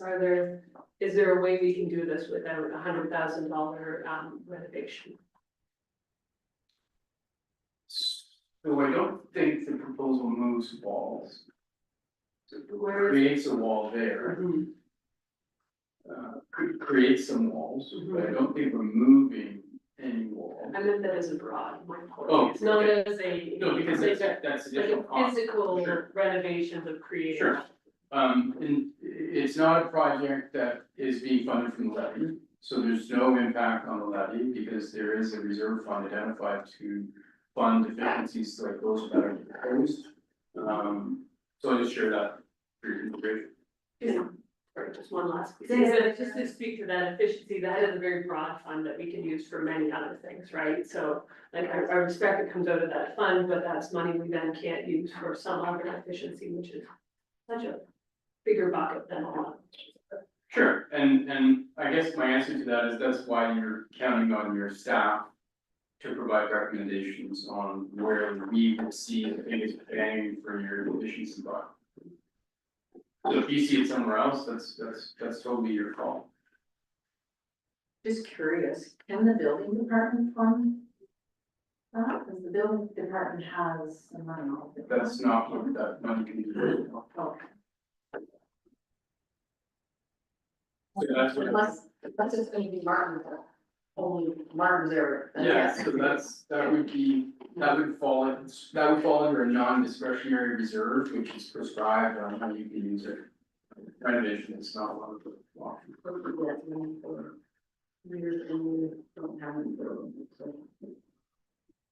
Okay, so I'm not, office renovation of $100,000, do we wanna keep it in the budget or not? I'm having one big question, no, do we need to vote on it, or how do we wanna go around? Just one question, on the sheet, you have it as deferred revenue. Because, at some point it was set up as a reserve, but it's not a reserve. It's technically money the government gave you. So it's a deferred revenue that you have to report when you use it, so that's why so that's for me actually tracking where it's coming from. Yeah. Thank you for that clarification. So no impact to the levy, comes from funding that we were given by the government, and we want to keep it in for 100,000. Yes, no, Yes. yes, yes. Counselor, huh? Yes. Okay, we're gonna leave it in. We are at building department software, 17,750. That's, I believe he gets a better deal on his new software if he pays it all at once, so that will come out of the reserve, his reserve this year. But half it will go to a prepaid expense, so then it will go into next year. Okay, so everybody comfortable with that software for Martin? Okay, we're at the police cruiser, and I have a question right off the bat on that one. In the report that Lizette sent us, I believe at this point, we have to save for a car for every 3 years. And from what I understand, we have to then, the car is ours. So in the past, St. Mary's has apparently taken their car back and used it and repurposed it somewhere else. And I believe, please correct me if I'm wrong, I think we sold ours before, or is this the first time we're in that cycle of buying? I did speak to the chief on this, and he said the cost of the car is, with the trade-in value of the old car used against it. But So I'm, it reduces the overall cost by X number of dollars. but I'm stunned, because in that report, it said something like, could put it out for 10,000, you might get 5,000, and I'm like, well, we should just take the car back then and not necessarily repurpose it for us, but we could sell it on gut deals. I feel a car that you forked over $80-some thousand for should be worth more than 5,000 to 10,000 at the end of 3 years. What am I missing? I'm just gonna be devil's advocate. Did his report, like what you're saying is this has a trade-in off of it, so Yes. probably more like 95, Yeah. let's say. Did his report say that if we got it back, we'd get maybe 5 or 10 and then we paid more? I can't remember exactly what the word was. So this was Deputy Chief Foster. Yeah. It was just an email response, and he basically said he puts the trade-in value as, part of our expenses, so he reduces. And he said typically it's been around 10, and this time he's been finding that trade-in values have not been as, high as that, so he's lowered it to 5. That's as much detail as he gave me, so. I couldn't remember exactly how it was. For a 3-year-old vehicle. It doesn't make sense to me. I will buy it for Yeah. Is there any way we can clarify that? I mean, Can I buy it? Yeah. I don't understand how, I know. you opened up 6 ago, going, yeah. But I do this works, so they do all the. To give you a sense. Well, I'm not sure which police vehicles, but I do know Stratford utilizes gut deals to dispose of their equipment. Yes. So I'm expecting that the police vehicles are the same as their public works vehicles, whatever, so it would go on gut deals, get the best price they could. Anybody would be able to buy it, those are gut deals, So so. they're saying this could potentially be like 150,000? No, I don't think so. I think, if I can, I think that, basically they're indicating a 5,000 or 10,000 trade-in, so that would increase your costs. Say 10,000 to 94,000 on vehicle on your capital purchase. But we could potentially take the vehicle back. That's something, yeah, I'm sure we could speak to them and definitely go forward with it and see where it lands. Councilor Bergen? Yeah, we need some more clarity before we decide what's going on. It seemed a little odd, that's all. We asked for more clarity. Councilor Bergen? Can we take it back and sell it to the building department for $100,000?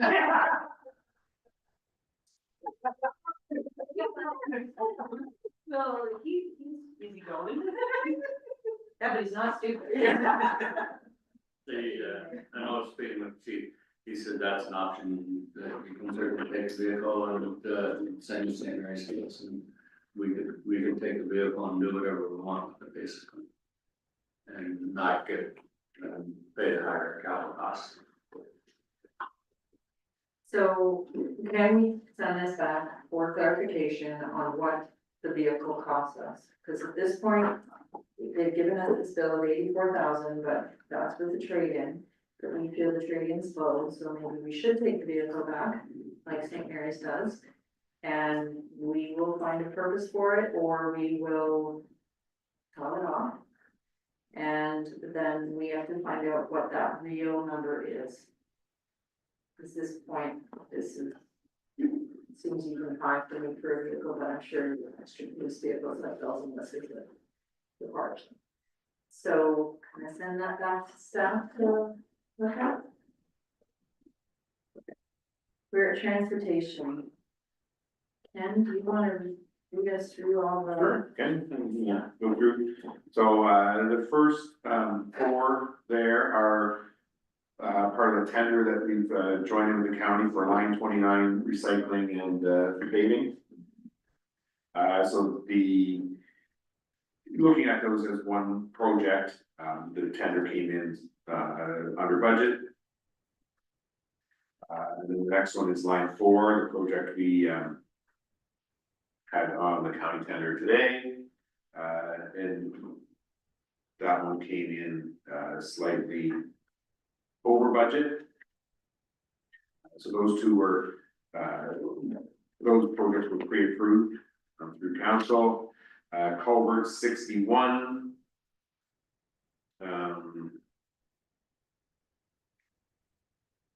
That is a joint project with West Perth. And it's out for tender, included in a bunch of their other work right now, because it's a small, little repair type of project. And culvert 108. That one was tendered and awarded to, Davis Construction. They're gonna hopefully start, once the in-water works that'll be done, so that's mid-July. Or so that's shortly after. And can I just ask, we only got gas tax 118,000?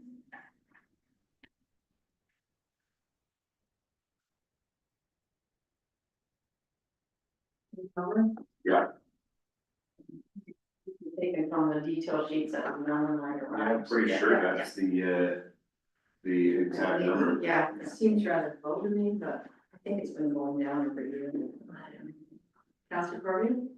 Ken, which culvert is on 141? I believe it's between, No, but what's the culvert name that we're replacing on 141? I'm not sure it has a name. Oh. Is it 141 off the Whalen line, that one we were talking about?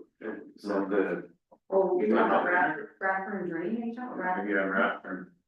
Oh, okay. Yeah. Oh, it doesn't say culvert. Oh, okay, all right. Sorry. Thanks. sorry, yeah.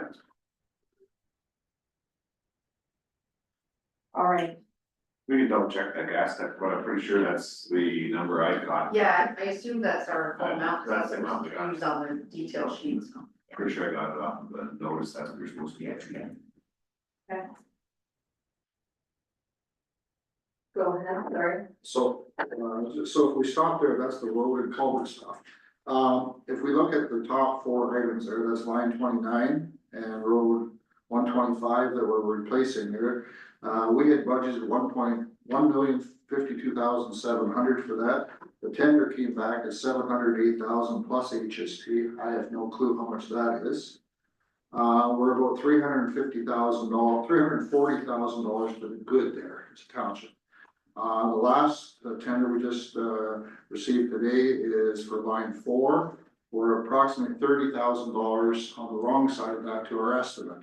So we have about $300,000 right now in capital expenses that we will not have. So the question we have is, I guess we have three options. We can look for another project to spend $300,000 on. We can take that off of the levy, or we can put that into reserves. And that's just something we have to look at as council. So I agree, and the estimates came in, but the reality came back. It worked in our favor, so Councilor Vanessa does have a point. What would council, Tracy, what are you? I can look it out that it wasn't quite, did you think of around 200, because you said there were some others. Yeah, if I can add to that, so we've got our own costs that weren't included in the tender. Yeah. That's correct, but those costs are already taken care of somewhere else. Because when that, In the in staff. operating staff, because when that tender went out, it was simply this job. The gravel, the line was already, it should be somewhere else in our budget. I agree. Right. So that shouldn't be added on to this tender. So in my opinion, the question is, we have somewhere around $300,000, give or take a little bit, because of HST, that we have a choice to do with as council. I know in the past, we went out and got another project. We may be a little bit late in the year for that. I don't know if you want to take it off levy, that's a possibility, some of it, or put some of it into reserves for next year, so we can do some more projects. Councilor Martin? I would support taking this off the budgeted lines because those were numbers that came to us through an engineer, but they're not hard in fact, right? So they've come in lower, that's great. Let's say we take the win and just reduce those budget lines for this go round. I don't want to see it go into reserve. We just have less buying power with it next time around. So that's what we're. Okay, Councillor Corbin? 1 year, I would think, Ken, maybe before this council, we went to Branco and asked if they could do some more paving, like top coatings. I think that year we spent over 600,000, we had money left over from projects, and it's something we have to do anyway, and I just wondered if there's a road that needs to be top coated next year. If Branco would, if we spoke to them and say, would you top coat? Like it takes a project out of next year, or I should put it in the bank for next year, one or the other. So one of the same, but the costs aren't gonna go down from year to year. Yeah, just to follow, there's some roads just down here, we need to get some surface asphalt on. Soon, so we can find some Deputy projects. Mayor? Two questions. The Brandfield pricing is quite good, right? For asphalt. Yeah. And, so I would agree with Councilor Corby that, perhaps you could look at, a section of the road that we could cover with this and, discuss it with Branco to see if, we can continue with that.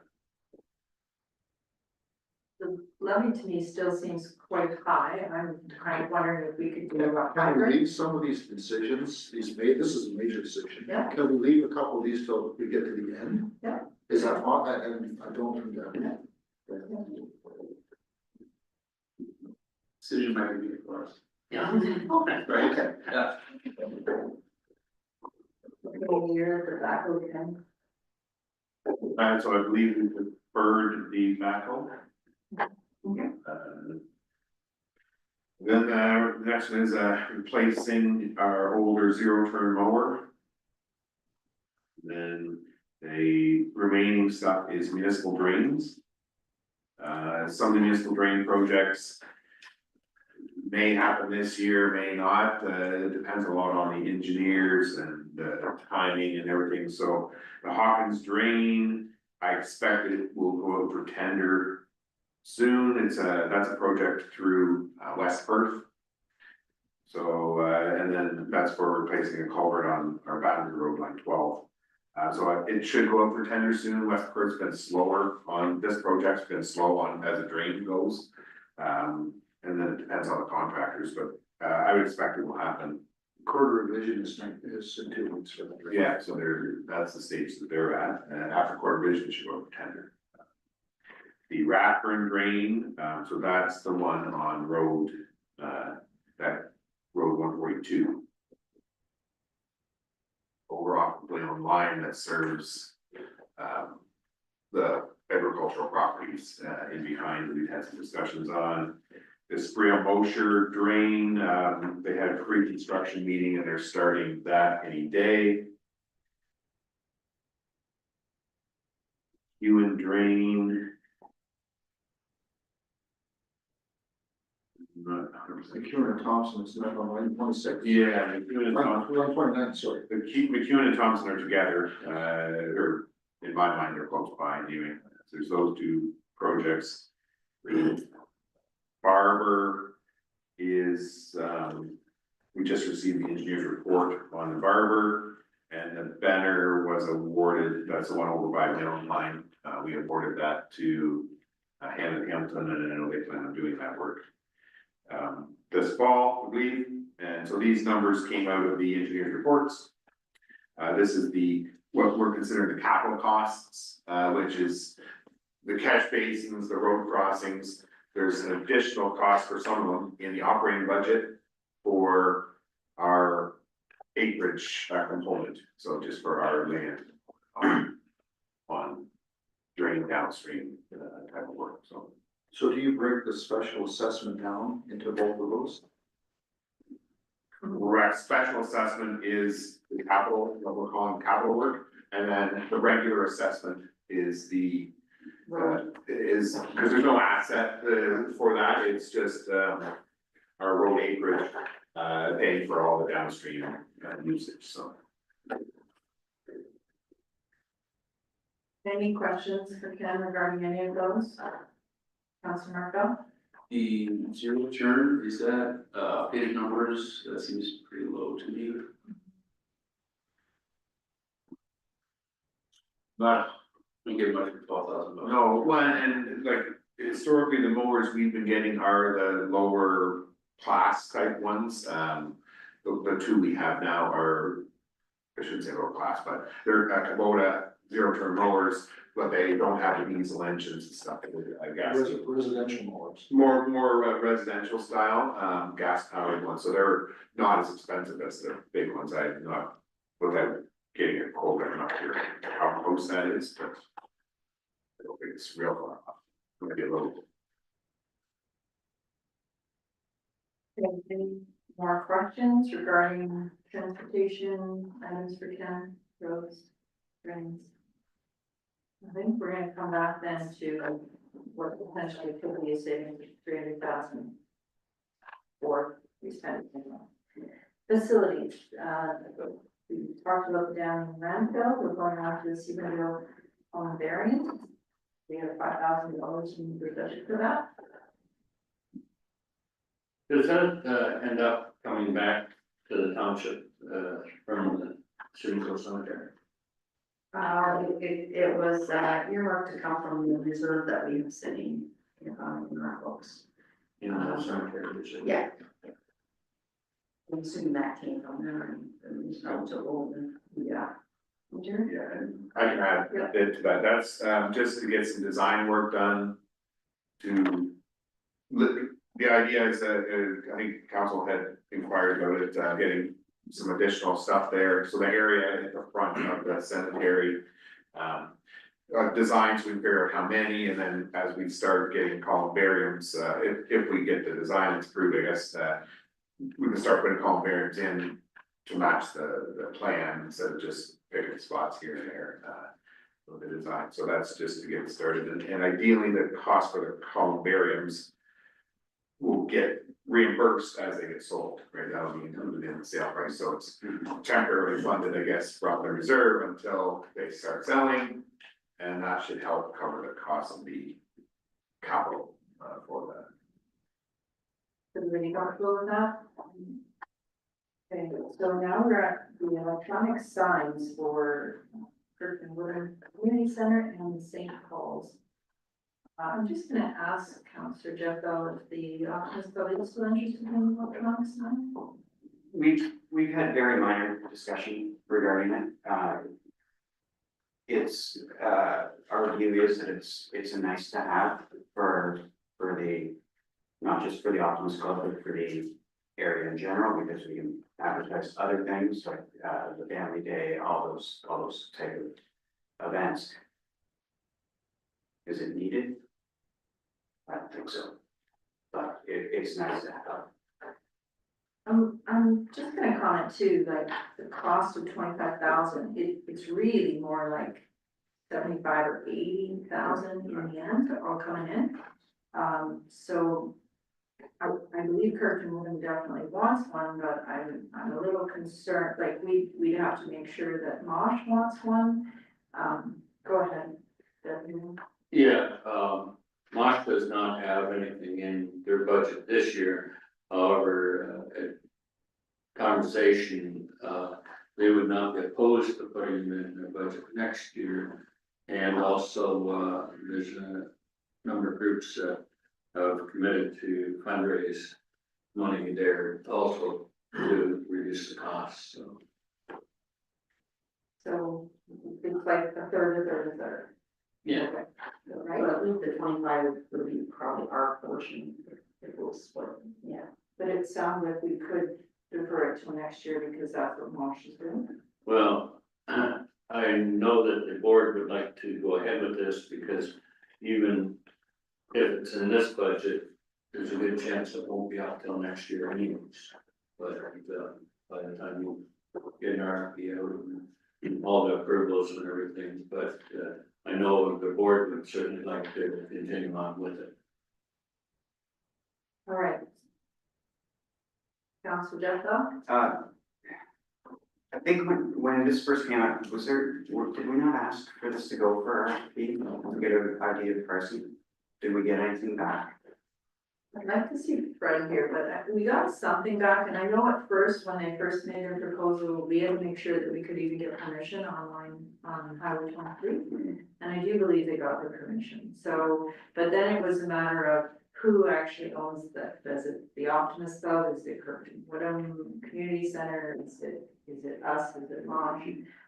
So it is a collaborative effort that everybody needs to be on board. So the final cost of it, I don't think we've done an RFP for it. Pretty sure there's no official RFP that I know of. Should we put an RFP out? Councilor Marco?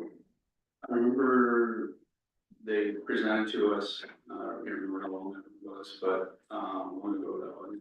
I feel like, I don't know if we've had any answers until then, so I don't know if that's our responsibility to be sending out RFPs on behalf of Mosh and the Optimists and the groups over there.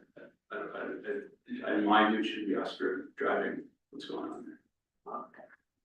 Go ahead. Yeah, I think we have to, put it out, we manage the area, the complex, we're tasked with, basically operating it, and, we have groups that assist us in the operation, day-to-day operation, but overall, Perth South has taken on the responsibility for that complex. And, ownership wise, I would think that, it would end up, push came to shove 50-50 for Mosh and 50% for South as far as ownership. Councilor Martin? So it doesn't sound to me that either of these projects would move forward this year. We're not quite ready for that. And I don't like to see us collect $50,000 from the ratepayers for money that we are actually gonna use, right? 25 for each of those. Just gathering that on a high levy year, just, is. It's just, yeah, it's not in that 1.3. I kind of gathered from the other conversations we had, it wasn't gonna happen, so I left it on there to earmark it, but if we added in, it's gonna be another It'll be 50,000. additional, Yeah. $50,000. Okay, so, on that, I'd have to defer to next year. Can I just clarify something, like, should we be talking about these separately? Like, I feel like King Woodham is got a better chance of getting on a sign, wants it versus this one over here. So, okay, first of all, let's go to the St. Paul's electronic sign, do we want to move forward with that? No, okay, so we're not gonna go forward with the electronic sign for St. Paul's. Do we want to leave the electronic sign in for the Kirkton Woodham Community Center, Councilor Corview? Yeah, it's not in the levy, but, I think when those people were, over here, I think Fred and them were gonna work together on an RFP, it just hasn't gone anywhere. But, it doesn't cost anything to put an RFP out. I think it should move along myself. Kirkton really wants it, and we got people fundraising for it, so why would we hold back and not progress on it? I think we should. Councilor, Can we still put an RFP out without earmarking for this year? Yeah, so we can still move Yeah, forward for with the request RFP Yeah. to fund it next year, as Mosh will also Yeah. fund it next year. And we could also, we do have that 200 savings in, the road, we could, just move 25,000 down and still have that funding for this year to be set aside or, so that's just an option because we did find savings in the road, so. I think it's gonna cost more than $25,000. I'm just saying that would be our course, like I'm not putting the whole amount yet, just so yeah, but. Deputy Mayor. I know we would have some very upset people at Kirkton if we don't have it in the budget. So we can make a decision once we receive an RFP, when we would go ahead, if we were gonna go ahead in. But I think we need to continue on with it. Councilor Martin? Have we looked at the ongoing costs of this sign, then also who keeps up with the software? Because these are essentially giant computers on sticks, Yeah. right? So they're very costly to continue to maintain, and we would take that over as part of our asset management with Mosh 50/50. So this is a much bigger investment than $25,000. And I think that was the whole idea of the RFP, was to get the cost, the nominal cost of the sign, cost of installation, and the cost of operation. I think that was all gonna happen in the RFP. I'm pretty convinced it's 25,000 for this year and 25,000 for next, really. But, go ahead. I think we have to move ahead. We've got lots of money in different reserves. We're talking about 25,000 here. Let's not hold back a process that people are fundraising for out of the Kirkton. Like, I mean, they've got a strong community out there. Why would we? I think you gotta move it. Councilor Dillon? I absolutely agree with Councilor Cordy. I see this as a benefit to the community, to the community center. I think they're located in the right place, for that sign. So I think it's gonna be a big benefit. And, you know, people are already working there, towards it, so I don't want to see it sold.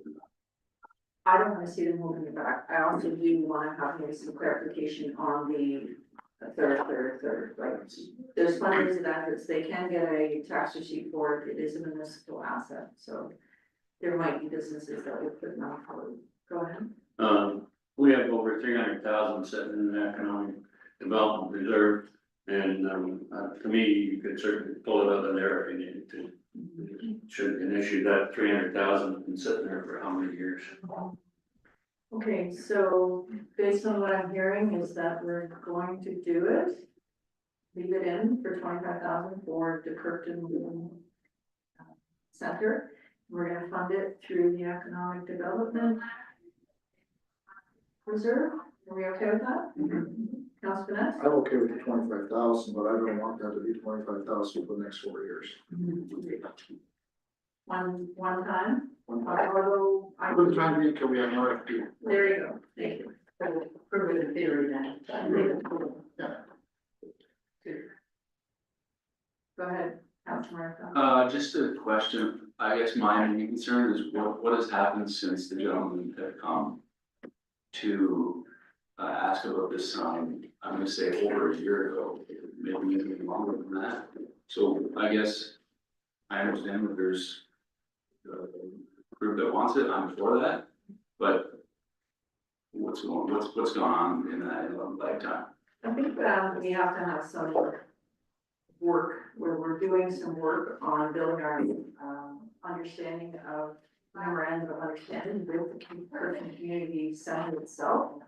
So we're recognizing that we all need to work together, but there has to be some, this is your lane, this is our lane. And there was a bit of a misunderstanding a while ago with myself.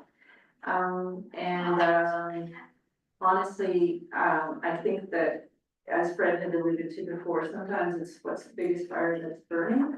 And for a while there, we were really narrowing down on this relationship to clarify that. And Bob, you can correct me if I'm wrong, we're not at a signed memorandum of understanding. No, I think what one of the biggest delays was that we didn't have a treasurer.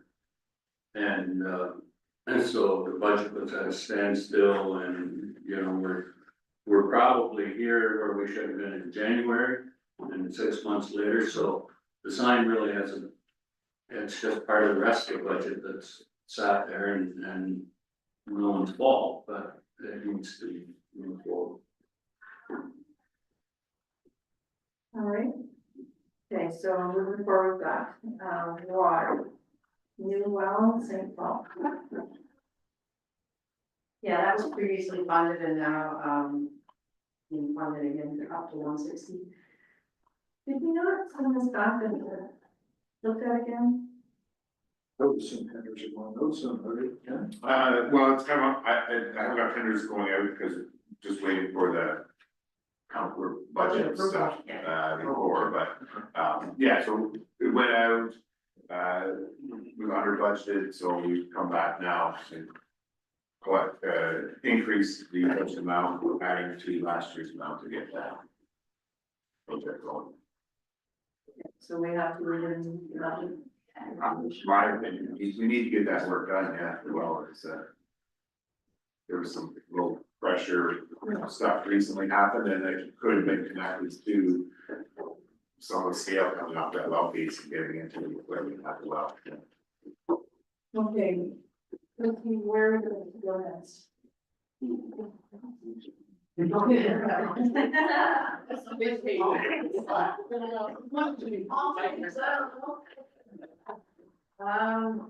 Well, I guess if we want to go line by line. For the detail sheets. I had two of them, so this could be the one, this one can have the yellow. Yeah, is it the 10.27? Yeah. I don't think everybody picked up a green copy. Maybe. Did you do it? It will be on your agenda if you don't have a hard copy. Usually, it was from the one that. Sharon, you have a hard copy, right? I can go make hard copies, sir. No, I just. Nope, nope. I can go make a hard copy. Please. Yeah, anybody else? Yeah, do you want? Sure. It's different, it's different. Not, you can do it, huh? Is it? I'll make notes on it. The different is it than the one that we were provided with? It's gonna be different. Okay, we went through it line by line, senior management and. Well, let's pause the meeting, and Fred had gone out to get pizza or something, so, hopefully he'll be back soon and we'll come back at it. With hard copies. So we're on pause now.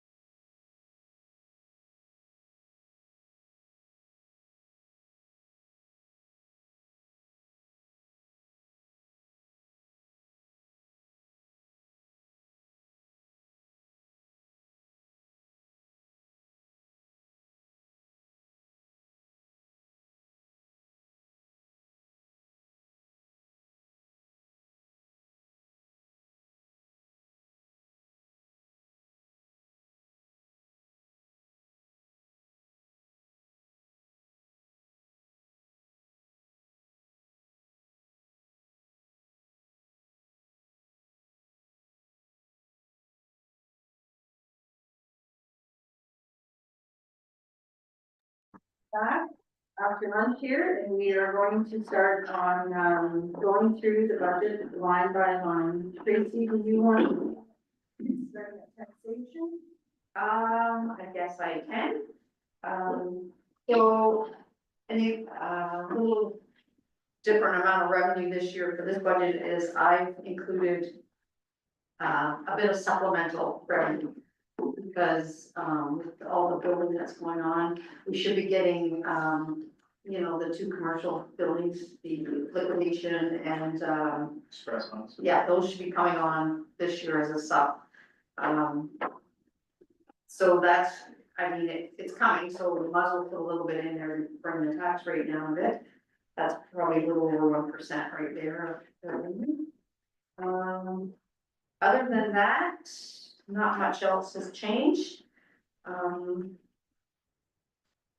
I budget a little differently. I use the PILs as to help tax rate. Payment loop. Yeah, so, yeah, payment moves, I use those to calculate the tax rate, so that they help in the residential rate. So, and there are some things that aren't shared, so when you see the own purposes, that would be anything that's considered, tax class CF, CG. I can't remember all off the top of my head. You don't have to give the education, you collect it, you don't give it, so that when you see that only payment in lieu own purposes, that would be us keeping the, taxing somebody, but keeping the, school portion. Tracy, can you explain payment loop? Oh, payment in lieu are for provincial or federal properties, utility corridors. They don't have to pay taxes, so they pay it in lieu of being on our property taxes, so, the federal ones, you actually have to send a report and say, this is what how the property is assessed at, and they can pay what you say or not, so it's just a different way of taxing, provincial or federal utility properties. Questions? Okay, seeing none, we move on to the non-department. I guess people have been screwing. We noticed. Non-department. Yeah, so the next one is, I went back, Jim and I discussed this, I went back and got the last 5 years average of the POA and used that as revenue. I noticed that we had not been using that as a revenue source, previously, so, Jim questioned if maybe we should have that a little higher. I kind of did a little, calculation, and that's what I came up with, so. I think last year was an extremely high level, and it's Yeah, not gonna stay that. no, last year we were at 52, almost 53. That's not gonna stay that. In 20, we were 25, 21, we were 36, 22, we were 22, 23, we were 30, almost 32, so I might even be a little high, but I was getting a guesstimate there. The boundary, Ken and I looked at that, we had it at 5%, Jim came in, the tax rate was 5.46, so if I adjust those numbers, it increases by about $3,000, so. I got a little, I cracked all those things that I brought the tax rate down to 9.95 with some of the stuff we found, if we agreed to change it in this meeting. So that one was a bit of an increase. If there's any questions on the non-departmental? Keep going. Faster.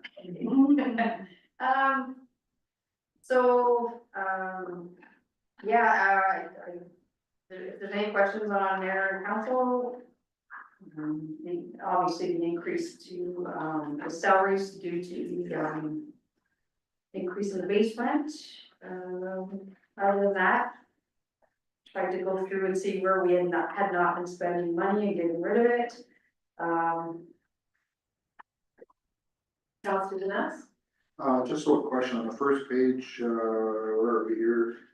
Under purchase services, we have, I know it's a small amount, but that's how we get to the big amount. We have a telephone for $720 in the budget last year, We did not use any of it. It is the mayor's phone and it just was, coded wrong. It's been reallocated now that I'm looking at 2024. Oh, that's great. Yeah. Yeah, just one note. Once the budget software brought forward for the 2025 budget, it hard coded whatever was in there for 2024. So if you don't see numbers or something, just ask me. I brought an actual update because stuff has been, fixed or changed or actually implemented. Did you get a phone? I think I get money for work or something. Yeah, sorry, I should have said phone, yeah. So, the mayor of the council is, given a $60 a month stipend towards their personal use. So, we've paid that 3 years now. That's under the policy that we have for council. Property rentals here. What page? What is general government? So in Gen Gov, keep mine, you know. On page 1 of 7 or 2? Just last year you had 500 and now you're. Oh, yeah, cause it's one of the ones I removed because we never used it. Yeah.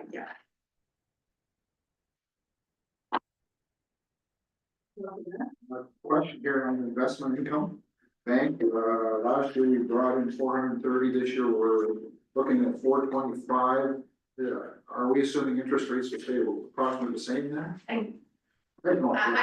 I wanted to bring it up, but I didn't wanna be, like you said, we wanna have a meeting on our investments and everything, so, I just kinda wanted to be a little, we can't up that, totally.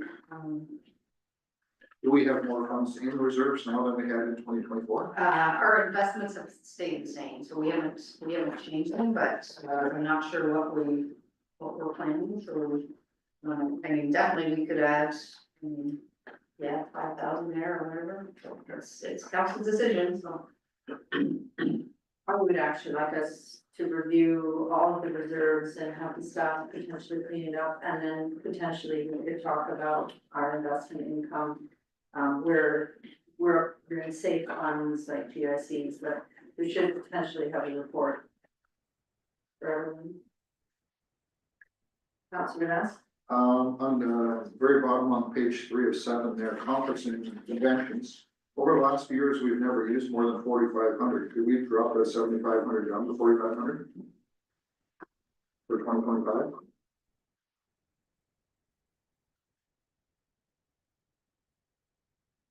Sure, what conferences, admin staff usually go to, so Is that admin or council?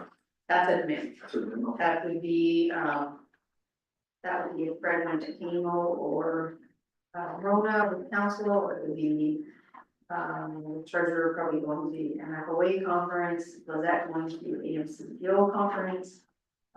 Good roads, those kind of things. I'm not sure historically what staff goes to what, so. I did bring it down a little, but maybe not enough. Well, it's just we haven't used it in the past, that's all I'm asking. I think 2024 probably didn't use because I think it's the turnover of staff and things, but, What's the feeling of council? Knock it down or keep it the way it is, or? I know it can goes to good roads, you know, Rebecca used to go to tents for people under the transportation, but yeah. We can afford 5,000. The only one I go to is AMC2, and I haven't been for the last few years, and I would have gone this year. But I'm out west, so. I do find it helpful because, and I'll probably go next year. Because they do, especially when it's an election year, they do a lot of focused workshops on elections, but find next year. Most of that work will be done, so I'll go next year actually. So, doesn't matter to me. Councilor Martin? I guess the benefit of being halfway through the year already is I'm wondering if staff kind of has a feeling of conference attendance for the next 6 months. Is it gonna be kind of similar to last year? Rather than telling them going, you know? Maybe some Paris. Yeah, I mean, I don't make a habit of going unless there is something on the agenda that is on our work plan. Or sometimes what happens is the county will organize audiences with the minister where they will want us to come and support. You know, that's when I would consider going, but I don't have plans to go to any conferences this year. I think in the last few years, Rebecca was attending a lot of financial type of conferences like the MFOA, but she also attended administrator conferences as well. So I guess Tracy, it's up to you. Are you gonna be attending a lot of conferences? Probably MFOA, but yeah, that would be about it for me. Yeah, so. We could, we'll share. Yeah, We could let's drop. lower it to 5 and just call it a day.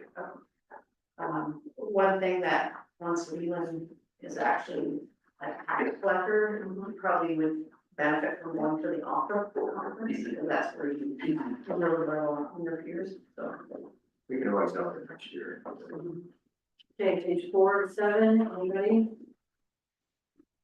Up to now? 2/3 the way down paid professional. We have legal in there, and legal comes up a whole bunch of times now, so it looks like that's been separated out into different areas. And I'm just wondering, is it better to separate out like we have, or just one lump sum? Like, for instance here, we budgeted 8,000, 24, we used $81, and now we're budgeting 4,000. And that happens consistently through some of the other, areas as we move on. And if it's something we haven't used, why are we doing 4,000? Like, we could say, well, need it, do we need it here, do we need transportation, do we need it in building, do we need it in everything else? Like, to have a little bit of buffer is fine, but have buffer in every. That's solely council's decision, it's usually in separate departments, so you can track what each department costs you, like, if you get a bylaw hearing, if you get an EA hearing, different things are gonna be in different departments, but yeah, it's, yeah, that's, we'll be in the council. What's the feeling, council? Do you wanna leave it separated out or how it runs? I don't care leaving it out, but then if we're gonna leave them separate like that, I mean, I guess it's just easier on her end if something does happen, she knows where to put it. No? that's fine, but I don't, we total them all up for $25,000-$30,000. Right? So I'm Yeah, fine, for if, each order.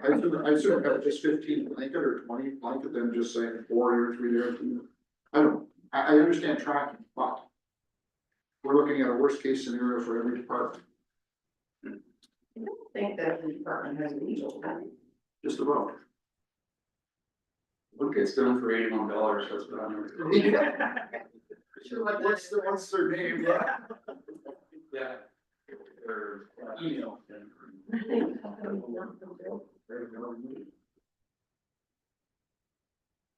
If this is under general government, then I think this is probably the place that we put it, and then we get it out of all the other departments that it's in.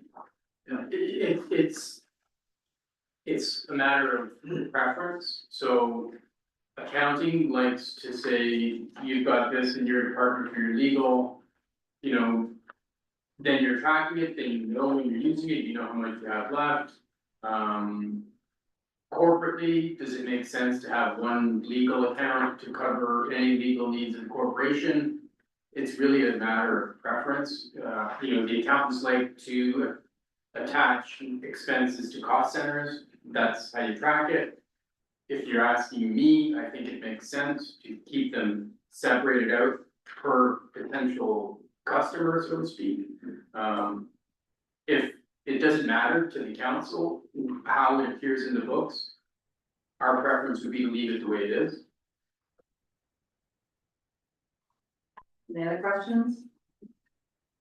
Councilor Martin? I'm just curious, we have this $8,000 highlight in the computer maintenance and enhancements. Yeah, that was a question, by Councilor Vanessa.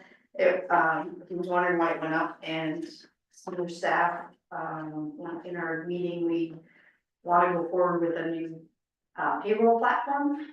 So we increased that a bit to get the get it going, get the initial software, get whatever we have to do to get the guys using it on their phones or Yeah. what we're So gonna do. the HR platform is part of the council strategic plan. And so we are anticipating some implementation costs. That's a budget estimate. Yeah, it totally makes sense, I just didn't put that together into each other. Go ahead. Yeah, two things. I'd like to see us drop legal on this down to $2,000. And consulting is 63,000. The only consulting I know of is So- 30,000. So if you go down, go back to your revenue, there's a 63 transfer from reserve. That offsets that, so it's a zero impact on the budget. That is the, building condition assessment, website improvement that has been on the books as a one time, like, it's been on a while, so. So it's a transfer from reserve and a expense. But, and I don't have a problem with how you track it. The problem I have is that you say it comes out of reserves. Well, it does come out of reserves, but how does that money get into reserves? It comes from the levy. And so that's where I have a problem, is that everything that comes out of the reserves has been put in there from the levy. So whether you put it in this year or you put it in 10 years ago, it still came out of the levy. So I just have I feel it's a misnomer to say it's coming out of reserves and doesn't affect the levy. It has previously or will in the future for the reserves. I absolutely agree, but if I leave it on as an expense because we have to do it, then you're upping the levy 2%. This was in the budget already, it was in last year, it carried forward. I don't budget this way, I don't budget one-time items in my operating budget. It's usually in the capital budget, it might not be a capital item, but it's identified on what reserve you had set up for that. So let's say this building condition assessment, like we really should have a facility reserve, so that we're saving just our assets, our facilities, like we have a pool now, we have buildings. So then you could identify that we've set money aside for facilities, that's where that thing should be coming from. So I left it, because I wasn't sure how else to do it, because this assessment has already, building set has already been approved, so I don't know how to do it without not affecting the tax rate by expensing it, but not having some revenue to offset it, so, But that was what, 30,000 for the building assessment? Yeah. So we're still 33 over. well, there's 25 for the website has been earmarked to be updated. And then there was 3,600 for the budget software update or something. I just carried, they were in the budget software as a one-time item that we carried forward because, they were already earmarked, so, I mean, we could certainly take out the website for this year, because it's probably not gonna happen, because like Fred said, we don't have the capacity of staff to do any of this stuff, so. But anyways, so if you'd like to see it a different way, I just carried forward the way it was, because going forward next year, this kind of stuff will be on the capital budget, because it's a one-time item, it should not be in operating budget, I agree with you, yeah. So how do you wanna go forward? Well, for this year, we have to get this building condition assessment, so Yeah. that's where it was earmarked, that's where we're leaving it. So, Anyway. And we're moving the legal down to 2,000. yes. Sorry, you said the website is not likely to get done. And how much of that was budgeted? 2,500, 25,000. So we can reduce that 25,000, if it's not gonna be done this year. It's revenue and expense, it'll wash, yeah, and, yeah. Those two items are no effect on the levy. They are coming from, revenues being I brought in, yeah, understand that, how much to volunteer to, right? Yeah. This is still money we're spending. Yeah, we're not exactly. spending. yeah. I understand, But I'm not- that's not gonna reduce our No, levy. I'm not collecting it again, I should say, because we have collected it previous years, so, exactly. Councilor Deva? Just next line down, why is our tax bill so, or our insurance bill so high this year? Those are actuals. Those are actuals, Yeah. okay? Yeah, Municipality. it's going up, and I was gonna say, Yeah, these are cheap compared to. okay, but you're forecasting cheaper for next year? We've talked about going to market for 26, just to get a sense of where the market is. I don't have a good sense of where that fits contextually for similar organizations our size. I don't think we've been to market for a while, not since I've been here anyway. So it never hurts to see what. Did Perth County not have an RFP? I think Perth East did, or Kansas Vanessa, I think they did. Comes Perth County, could I had be, to Maybe. step away from the first Maybe. down one, but, just can't remember. I'm not sure.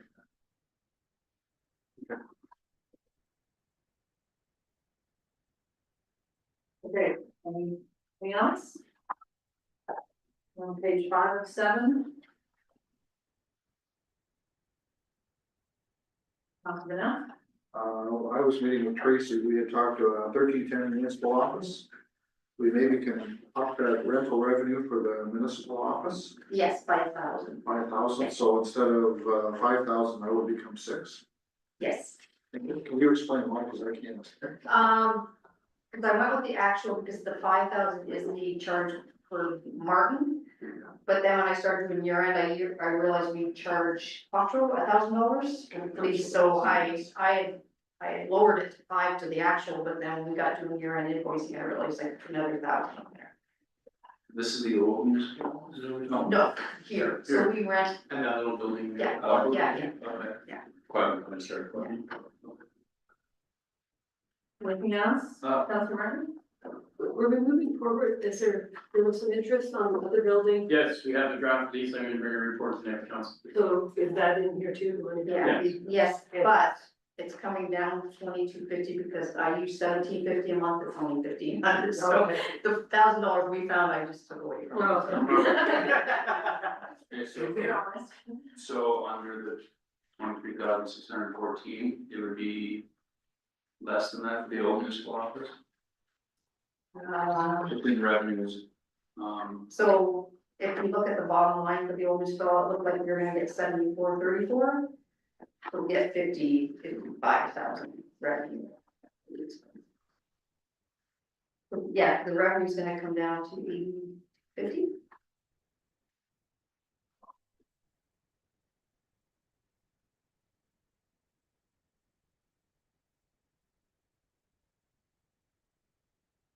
Does that see that?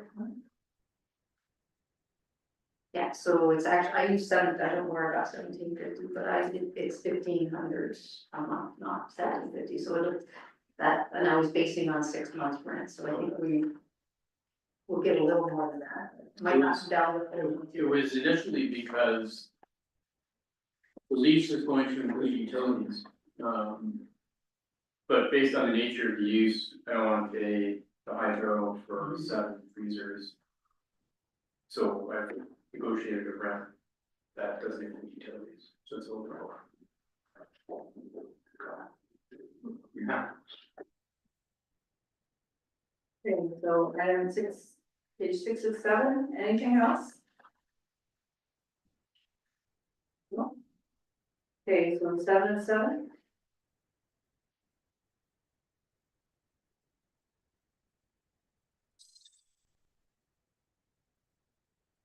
Yeah.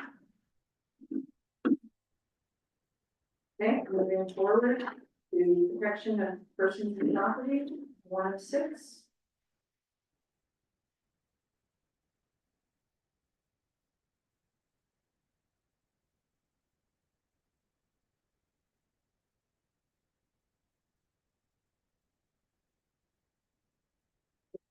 Anything here, we do know that we can.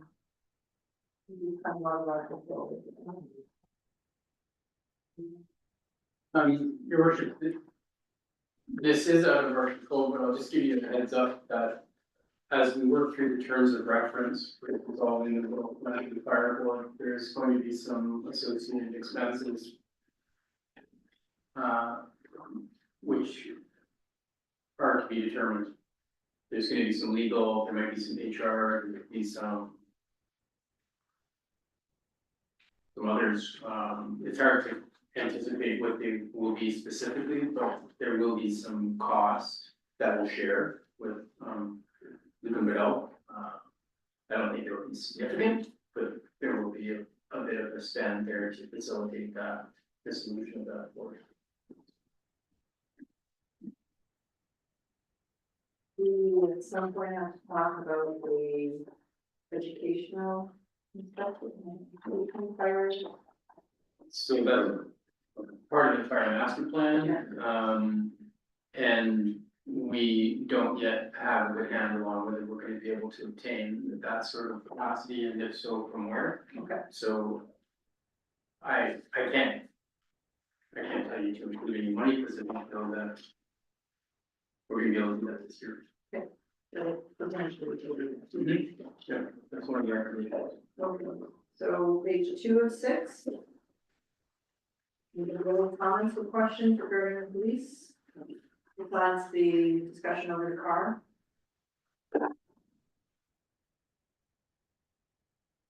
Anything?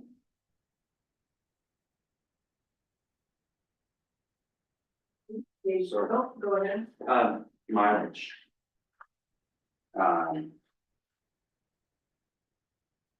So, oh, okay, so that's mileage to, for people attending this, the CPAC? Okay.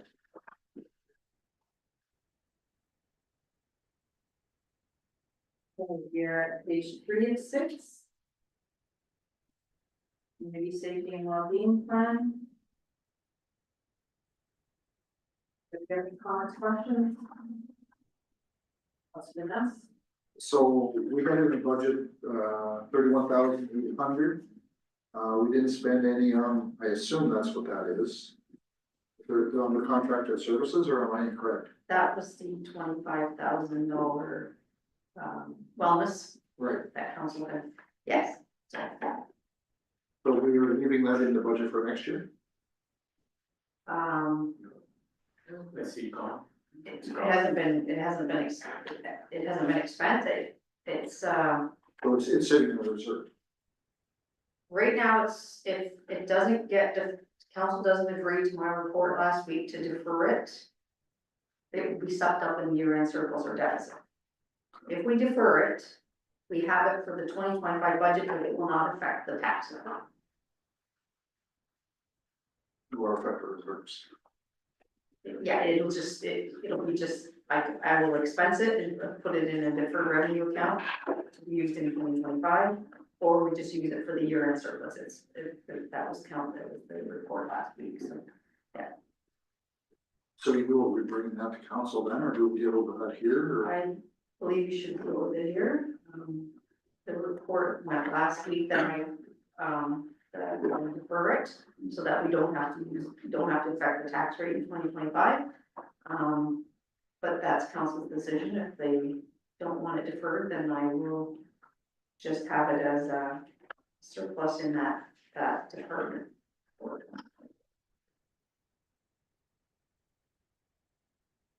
Personally, prefer to defer. Oh, I did what the rest of council thinks, but I would like to get rid of that telephone.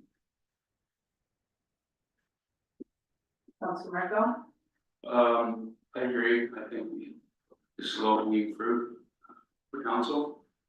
And this should, that was my displeasure with this many times, and I think it's go well. Councilor Marco? So it appears it's been removed from all future forecasts, and the wellness is no longer a budget line. I actually technically made a new line up in the council department, because I think that's where it should be tracked, because that is a council grant. They have the problem who they might give it to or not give it to. And it's just tracked easier, like, I didn't even know, it took us forever to figure out what was even in that amount, so we always started digging in, so to find out that was actually 5,000. It's been a bit of a contingency around this table, I understand that, and I just feel that we would be one of the only municipalities that is not, participating in, helping our resources for wellness or healthcare in general. We have communities that are giving $200,000, $2 million, like there's big, which comes through economic development, right? This, with your healthcare facilities are part of recruiting, retaining people in your community. And I think it's money well served, but I also understand that as being a hospital employee, it puts me in an awkward spot. So 25,000, I don't think changes anything in the big scheme of things. I just don't love that we're the only municipality not contributing, I believe, to the cost. Councilor Marco? Personally, I don't care what other people give. I care what goes on here. And if people wanna give personally, they will get a tax receipt for that. Other municipalities are giving 200,000 and millions of dollars, they're also having double-digit increases. This is low hanging fruit. If this council is serious about keeping our rate low, they will abolish this. I'd like to just speak because my blood boils as well, because it is a contentious issue. So I have written down a few things. I think as a council, we are called to be good stewards for everything. We are more than bridges and roads and equipment.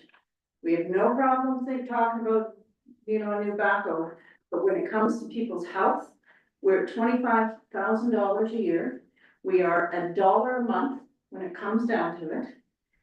Why not donate, is my opinion. We don't have arenas or parks. We share a rec center. We need to support the communities that are around us. We are dependent on the Y and the food incentive for wellness that all of our people use. This is not just about hospital equipment. This is about Optimus in Place. This is about hospice. This is about Bimini. This is about the bleachers in Searingville. This is activities at the museum. The kids couldn't afford even to get busing to go to the museum. We could support things like the family fun night at Downey. We have to draw more businesses, going to Councilor Martin's point, that we need to be a complete community. And I get a little frustrated with the fact that we're just zoning in on this and it's just about the dollar amount. We as a council are responsible for all of the things that happen. My family uses the hospitals. I think it's minimal to each of the households, and I would like to invest in our community. And I get a little upset that we have to provide this out, that it is a tax, that people write a check. Some of us around the table write a lot of checks, and I'm very grateful for that. But I need to ensure that the facilities around us are looked after by the people, and Perth South people and kids are using them. That is my opinion. I'm sorry I'm getting upset. That's where I'm at with that. Councilor or Deputy Mayor. I can't disagree with anything anyone said. I guess I look back to a number of years ago, we stopped supporting United Way. And at that point, it was a case that if individuals want to support United Way, they should support it on their own as they can afford to. The hospitals and hospitals, etc. I certainly feel that the provincial government should fund more. They don't. So I'm really up in the air on this because, like you said, we contribute, our family contributes as we see fit.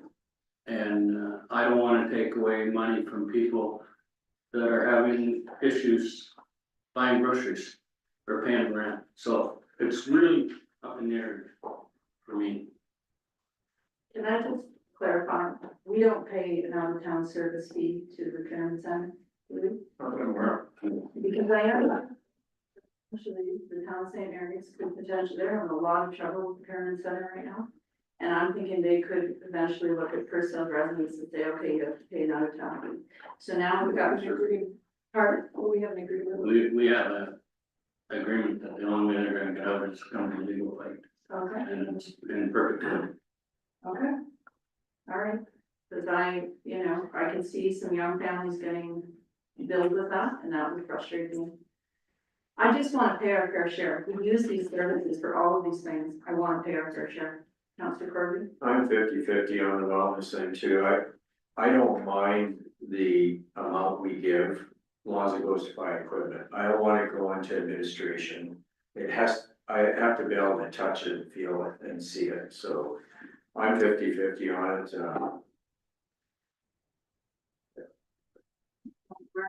I think we have to just be careful that we're not coming from the perspective of only people who can afford to donate to the hospital, right? Or to, I'm gonna use the hospital as an example in Sampson, a piece of equipment, right? That there's this assumption that people that can do and people that can't. But the people, everybody is being served by that. When somebody has a stroke and they come in and they have equipment that is there or is not, hospitals are funded by the communities and they should be funded by the province, but they're not. That's just the current situation we're in, and we decide whether our local facilities have the best equipment for our residents or they don't. So that's just a bit of perspective from the inside. Again, like, is it worth beating this up for over and over and over again for 25,000?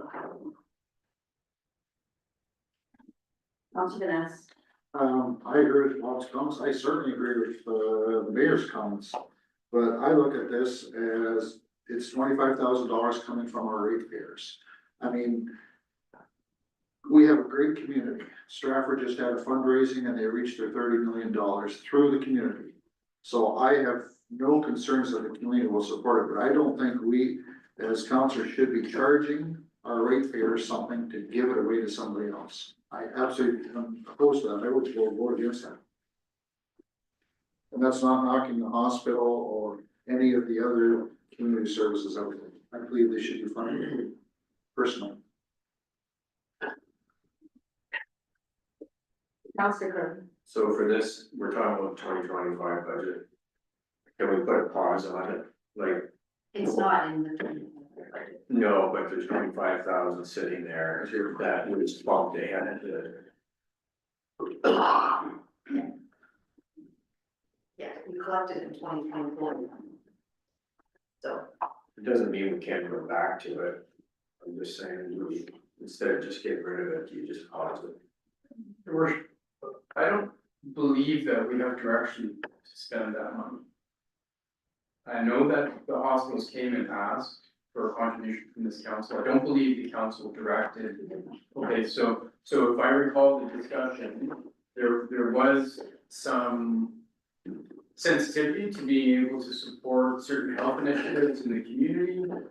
We talked about shed talks, we talked about mental health, and I believe the compromise was for the council to allocate some money in the event that those opportunities for public health in the community came up. So so that's just some context, just so that everybody remembers, we don't have direction to spend this money. It's not going to a hospital. It's not going to anyone at the moment, but the council wanted to have a budget in the event that something came up that the council wanted to support related to mental health, in particular in the community, whether it's youth or adults or otherwise. So that's my recollection of the discussion. Just to be clear, that money's not going to a hospital. It's being earmarked in the event we get an ask for support of some other sort of community health initiative, whether it's through public health or otherwise. So I just leave you with that. Currently, we have the bleachers in Stephenville. We do. We don't have direction on how to manage that at the moment. Councillor Marco? I'm speaking on the fact that we muddle over this and discuss this. We also talked a lot about this at our strategic plan when we did that. And the counter argument to that would be that we are wanting to make our constituents' lives better. In my view, this does not accomplish that. This doesn't affect that. There's no fair share. the fact of the matter is, this is a municipal council and we deal with roads and bridges and, you know, what we deal with, we don't And deal. arenas and everything, but we don't have those in our community. There are. Can I finish, please? Sorry. Healthcare is not our decision. That's people's individual decisions, that's not the decisions of council. So to earmark $25,000 per year, I don't, like I said, it's low hanging fruit, and if this council is serious about saving money or keeping a single digit increase, then this should go away. Thanks. Any other comments? How would council like to move forward? Would you like to call this a vote? If so, I would like to go ahead. I'd like to make a motion to get rid of the wellness fund for $25,000. I would like it to be a recorded vote. If I have a seconder on the floor. Who would like to second the motion? I'll second it. Oh, sure. Okay. Seconded by Councillor Vaness. Recorded vote. Councillor Vaness? Sorry. Can you read the question? Because it's a recorded vote has been requested, I will be taking over calling of the vote. Can you read the question? Motion is to remove the wellness fund of $25,000 from the budget. That's specific enough. Do you want anything, any further clarification, Tracy? It's not in the budget, so I would say the motion is to not defer the 2024, just let it be socked up in the surplus deficit. So don't say socked up, but you know. So not to defer 2024 wellness fund of $25,000. Yeah. Okay. Is everyone clear on that? Okay, so when I call your name, please answer yes or no. Councillor Martin? I'm confused on the way this was phrased. I would like to keep the 25, I would like, the deferred money, I would like to use it for wellness in the community. Is that a yes or a no? That's a no. That's a no. Okay, thank you. No, please. Okay, so it's for my own, so the motion is to not to defer the 2024 wellness fund to 25,000, up to 25,000. So, no, is that correct? Yes. I'm getting confused. Yeah. Sorry. Councillor Jeff Bell, No. Councillor Van Ness, Yes. Councillor Corview, No. Councillor Mark Bell, Yes. Deputy Mayor Wilhelm, No. Mayor Ford. No. That motion is defeated.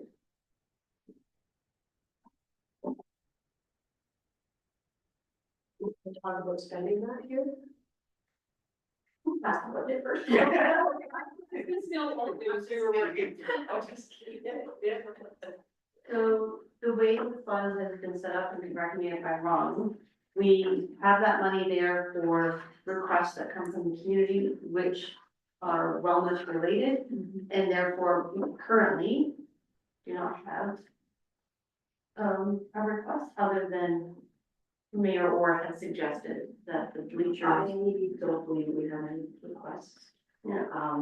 The bleachers don't count? Well, besides what you had brought forward for the bleachers, but I don't know that they've actually, have they came and did an actual request to come up? No. Did we not request more information? I did receive additional information on that, if you'd like me to speak, to that, request. Basically, the, organization is, happy to receive any kind of funding. They are going to, they're fundraising to, replace the 3 sets of bleachers, but they're not requesting a set amount of money, so they're happy to accept anything, so. And if more requests don't come, then maybe it's not spent.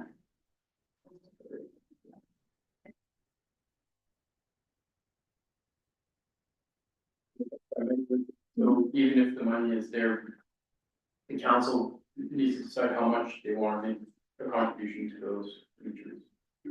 at some point. So if you wanna leave money there, that's fine, but, we don't have direction on how much we would like to support that.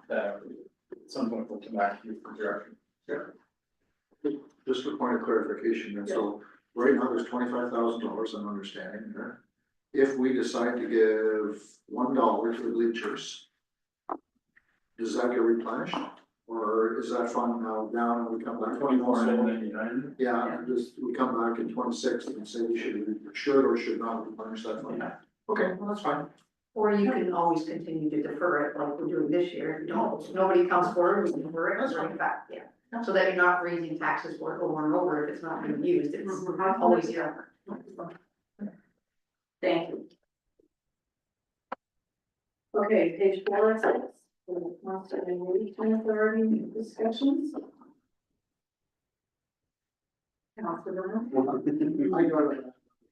Tracy, could you fill us in on that? Yes, so. Where we spent that $41,000 extra? So yes, so as I said, these numbers came forward when the budget got moved forward to 2025.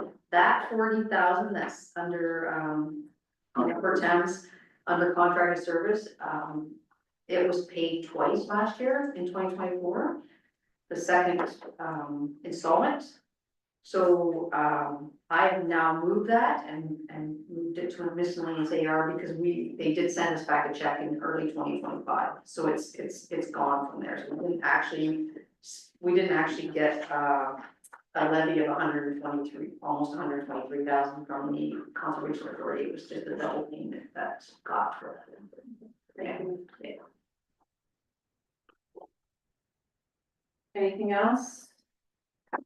Councillor Martin?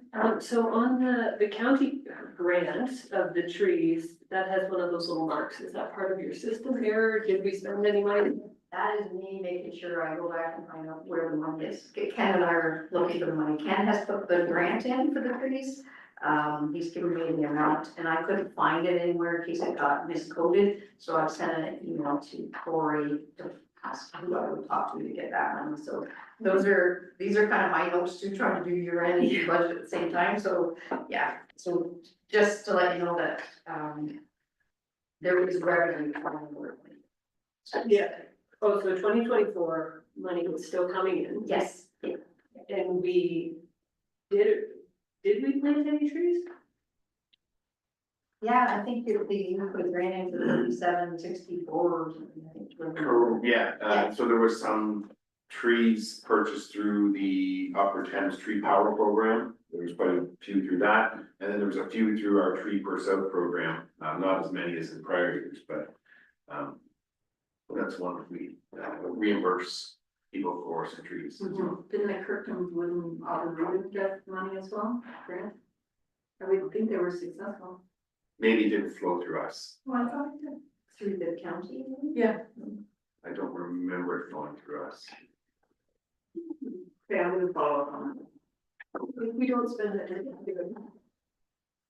if the county gives us 5,000 for trees and we spend more. They don't give it to Yeah. us, it's just a zero impact on the budget because we put a grant application into the county for what we've spent and then they offset each other, so that's kind of why it's a zero impact on the budget going on the levy.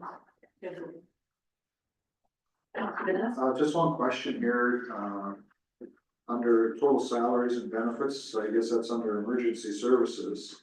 We 24 budgeted 2,000, we spent 5,100, we expected to spend 54. Is that just a reallocation of? That's Martin, that's part of Martin. So it's just a reallocation? Yeah. Okay, thank you. I used to kind of his actions for 2024 to put an estimate of his salary. Okay, we are at page 5, 6. Any questions on that? So Jim and I, Jim and I discussed removing the legal, and then I think I had it written down to remove the 5,000 legal, so it's. I don't want to remove them all. We had used bylaw, so I know that you questioned the bylaw, so Yeah. I kind of had it highlighted whether we remove it or not, so. So we're removing that? Okay. Do you need a motion for that, or you're gonna? No, I would just say, Okay, this is still for protection. Any discussion? Okay, round transportation services, page 124. Please red flag anything, go ahead, Councilor Vaness. I got a whole bunch here. I apologize for that. No, Boundary Road Recovery is the first one, and reimbursement, there was nothing in 24. Just kind of look to see, I know we've been working on with county, we've got something. Yes, we've actually invoiced now, since this was, just shy of 3,000, so 3960.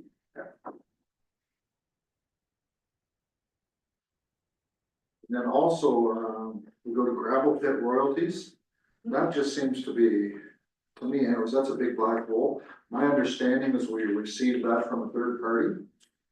so, all the gravel pits report their tonnage, whatever, to this trust.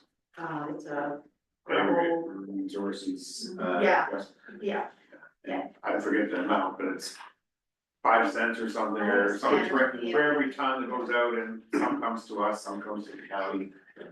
So the amount of gravel they sell is a bit of a wild card, and it varies on when they report, I think, and we've asked for further information and they won't give us any. Will they give you information of what pits are paying? Because we've had a few open over the last few years, I just wanna make sure everybody's paying if it's sink or shit. I'm not sure if they will, I know that's their responsibility to make sure people are paying, so. correct me if I'm wrong, but, this could eventually go away too, like. It's there for now, but And gravel might be exhausted. yeah, well, I'm thinking is that the province, I had something out last year about reducing, wasn't it reducing the tonnage fee? Yeah. And basically subsidizing their own pits. But, as far as, running out of gravel, I'll pick on, St. Mary's Cement, I think they have a whole lot of gravel left to go, so. So could we, I forgot to ask Tracy at the time what our payments were for the last couple of years, but could we increase that 275 to 285?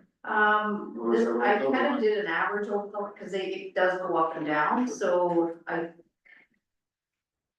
hate to overestimate on our revenue, but I tried to do the best I could on all this stuff, so I mean, that is council's decision if they want to, fit. Would you have the last 3 years total? I don't have it with me, I could probably get it, but, yeah. Personally, we don't have to do it right now. For the next time we do this, can we have more of the back years and less Yes. of the forecasted years? Yeah, Thank you. yes, I usually, the way I usually produce, it's got the last 2 years and then, so I just didn't have time to. No, certainly. Design sheets, yeah. Okay, you want to leave gravel? I would just like to increase that a little bit. I mean, I just look at Martin's forecasting here. We've got a lot of building in the area. I mean, I don't personally think that we're gonna be down 15% from what we were in 24 and 25. We may not be higher, but I don't think we'll be down 15%. Okay, I think she's gone together. We'll come back to that one. Further to Jim's comments, Ken's, their pits open, both of them are operating right now, and the cement plant's going as strong as ever for affecting our pits in our areas. So if they do, pay what they're supposed to, then yes, I can see it going up. Like I wouldn't wanna make it the same as 24, but personally, I think 285 would work. And she doesn't even have, she has 282 forecast for 2026, you go higher than that? No, I'm only looking at 25. 275. 275, you want that to be 285.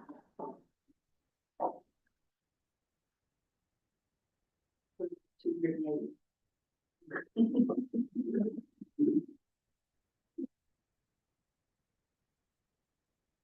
think it's wonderful, the staff has done a wonderful job. I mean, if we're lucky, we can get a few bumps and saying, but there's no home runs in this thing. No, yeah, it's very tight, always has, there's not much that we can play with, Exactly. but it is good to go down through it line by line.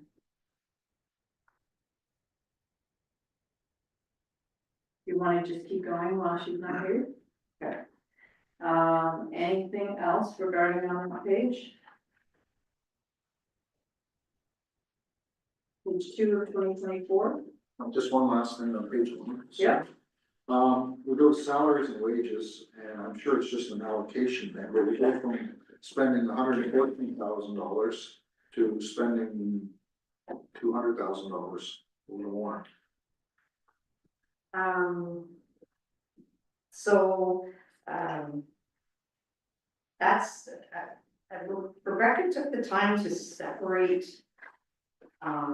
sick days, stat days, everything else. I just went through and did, I know what I'm gonna pay Ken, let's say. That's what I put it in my base salary, I didn't separate it all, so you're gonna see a lot of the places where it doesn't make sense, but if you went down and took away the indirect salaries and the direct salaries and stuff like that, they would all, you would But get yeah, the same like we're amount. going from 159 to 241, Yes, right? So Yeah. you're sitting at approximately, that's about a 35% increase. yeah, and so part of it would be the Gallagher reports, and part of it would be the COLA, and then part of it is, I was trying to follow what got allocated in the other departments, and I don't know if I'm gonna be correct. I kind of like it when you just do a home account for roads, and then they use their timesheet too, and then you just do a credit at the top in the home account, but anyways, if you add them all up, it does come down to my salary with spreadsheets, so, yeah. Cool, okay. Yeah. Do you wanna go back to the graph? Oh, yeah, so I've got, so 20, I might even be high, 2020, we have got 201,385. 21, we got 236. 22, we got 266,780. 23, we got 245,628. And 24, we got the 350,335. So my guesstimate might be a little high, but. Well, I would like to change that to the mayor's to make it 280. Three, no. Okay. All right, anything else on that page? On page 2 of 2024.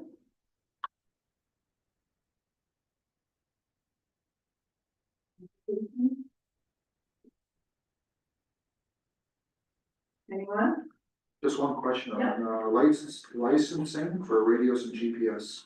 Is that something we no longer have to do, or if we change the way we use our radios? Ken? And it's been spread out between all the vehicles, so instead of being covered under just the 3,000 general stuff, once we get into later, each piece of equipment has a budget and it's divided up per equipment instead of a lump. That's fine, great, thank you. I've got highlighted here the training, education training, 6,000, where we used 3. And then down below there was for professional engineering, there was 3, and we budgeted 5 and used nothing. So I didn't know if those two were looked at from Jim and Tracy's point of view. I think Ken and I discussed that one. I think when we talked about the training, that you were trying to send the guys to more regulatory training. You sent some to Good Roads this year already, and,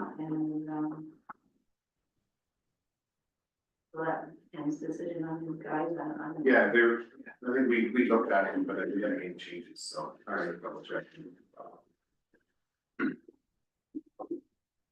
Right, any further questions? We're at 3 of 2024.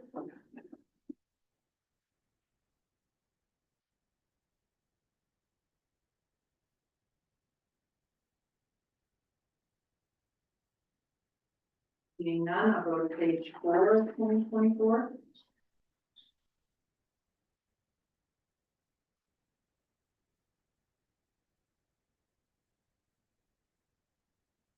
Rush, because I'll go to page 5 of 2024.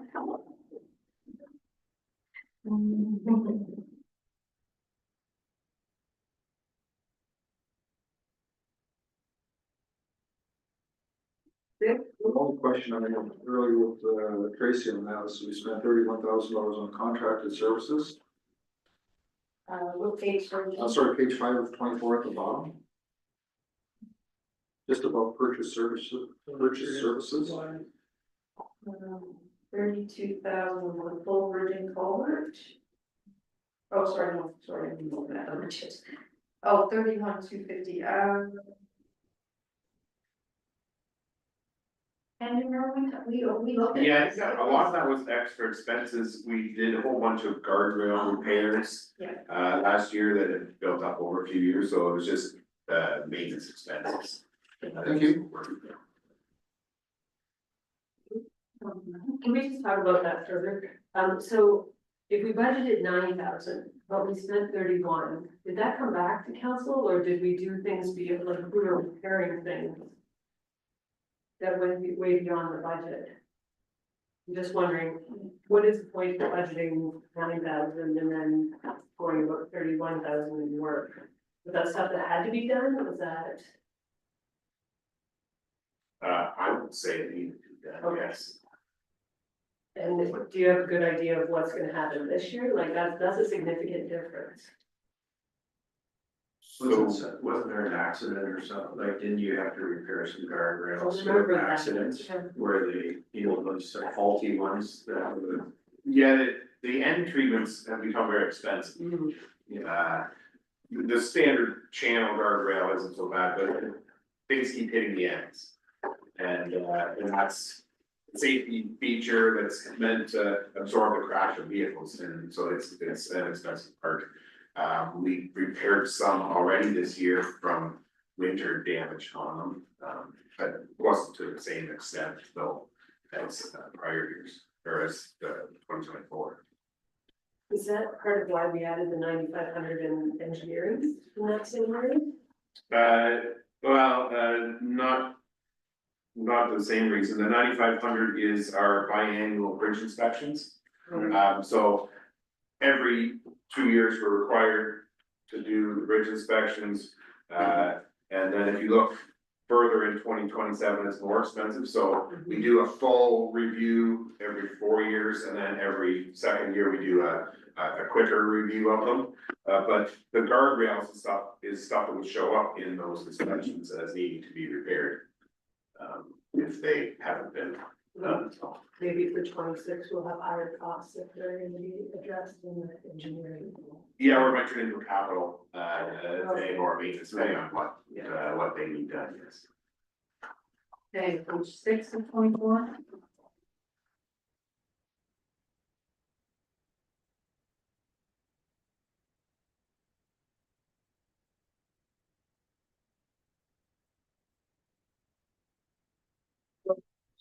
At the very top, I'm assuming there is some actual 2024 recoveries coming for Boundary Road and Weaver.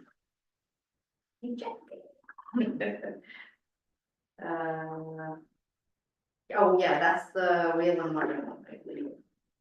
Thank you. We just did that. We now have 3779.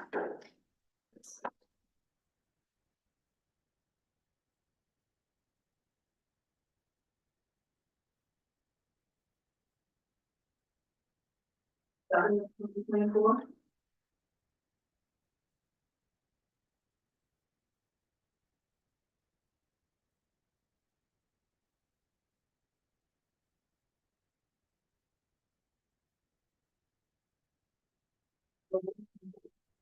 Just a question of contracted services. I'm speculating that's tree removal. For brushing and tree removal, so that would be outside firms cutting some limbs down and. Correct, grinding stumps, cutting down. Cutting down, work generally cutting down the trees. Is that something we as council should be putting out a tender for? I know some of the local municipalities, the lines you put out a tender, like Stratford, are gonna say, we need a tender for 1,000 hours of tree removal, branches, whatever.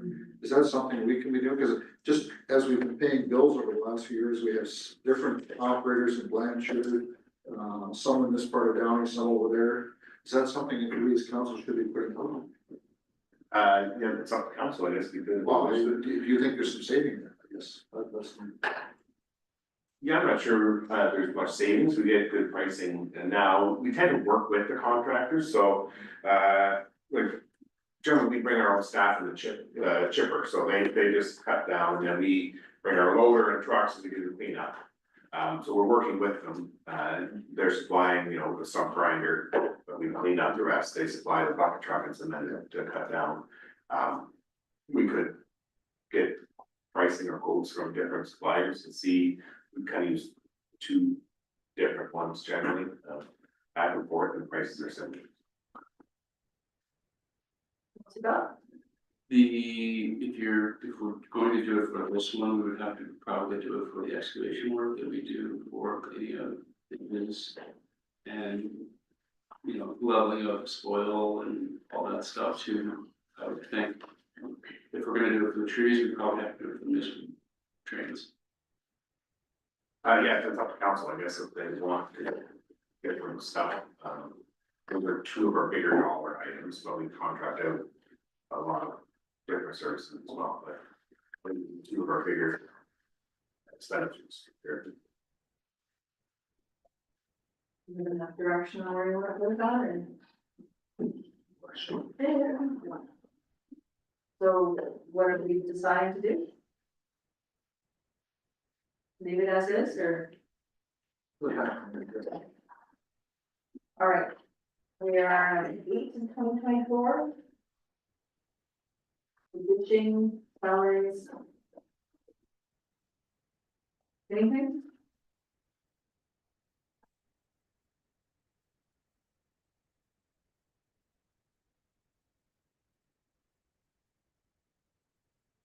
In 2024.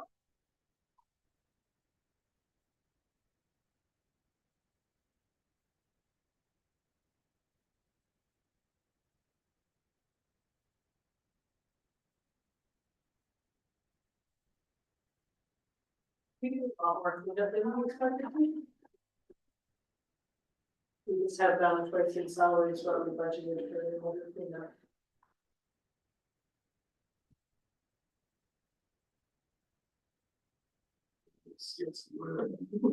The budget amount was like, the budget amount was, I mean, based on some historical averages, so we maybe did more.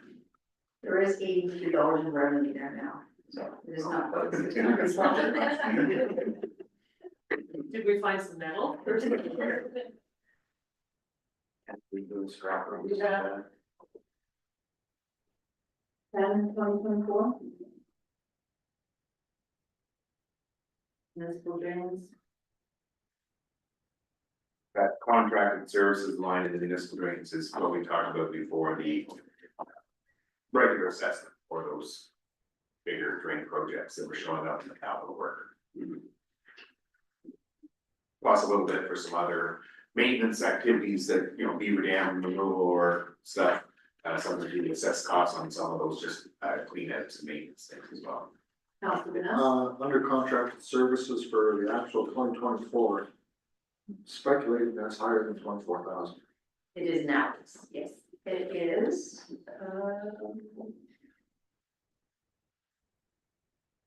5,646.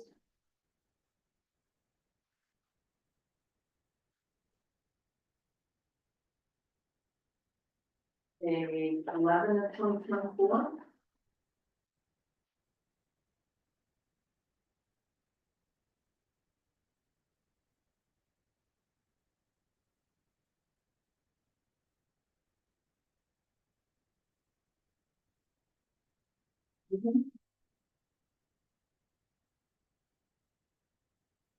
Almost all of these there are just, all of there should be some recovery, I assume, and all of them. Yeah. $82. Now, 2009.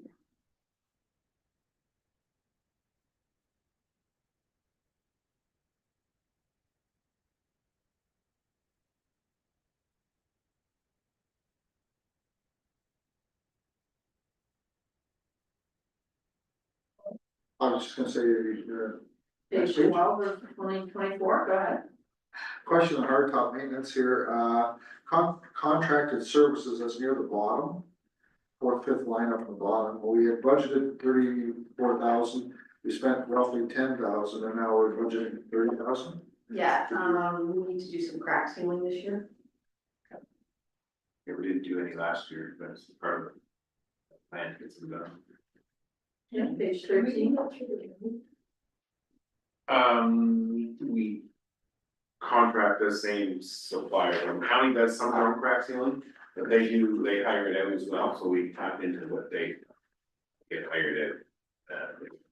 Have the time or manpower to do all our explore sealing. Yeah. And they can do more. Send them our way. Yeah. Page 15 of 2024.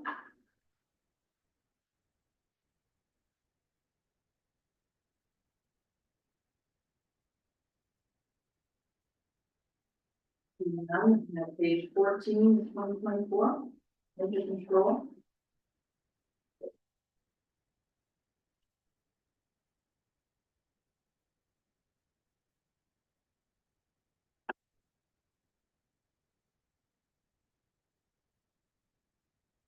If we have enough budget there for energy control, and then kind of rough start. Yeah, we did. Can you see into the future? Yeah, and hopefully we have a nice fall. But yeah, like our costs, our actuals for 2025 are already pretty high. But I think Tracy's thought on that was, if there is one bad year, that's when we would utilize some reserves potentially. She didn't want to budget for excessive one-time years. That makes sense to council. That's Yeah, what Tracy's budgeting process. yeah, she that's the had. purpose of your extreme weather event reserve. Those, we've had a lot of discussion with senior management, these core reserves, they're there so that your and doesn't have to look at a crystal ball and your So accurate's not. she wouldn't let me raise them as much as you want to. I'm trying to say, because, yeah. You did have, so far this year has been, high, but we're hoping that's, 1 year anomaly or even just a spring anomaly. Councilor. Just page 14 of 24, just a question near the bottom again of contracted services, just curious what that is. We budgeted 4,500 for last year and this year, but we did spend 8,700. Just curious what that actually is. There's a few different components. One that I can think of is, like we get a tow truck, to throw us out of the ditch is one of the things that falls into that category that we, I think, had more of based on the winter. There's a couple other little things that are included in that as well, but that's one of the. Thank you. Okay, page 15 of 2024.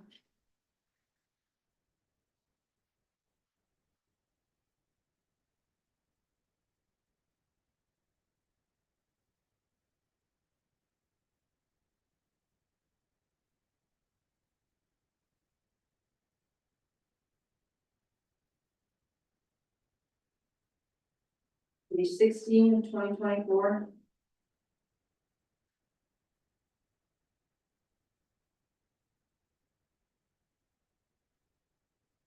We probably will be coming then for 3,600. Vehicle operations. That one is. An invoice that's at 9663.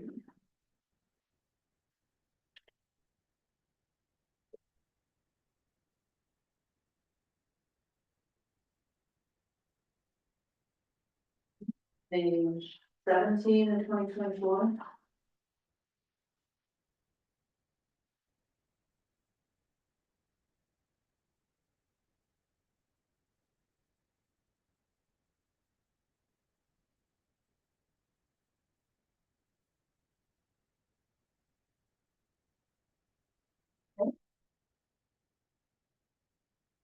Page 18 of 2024.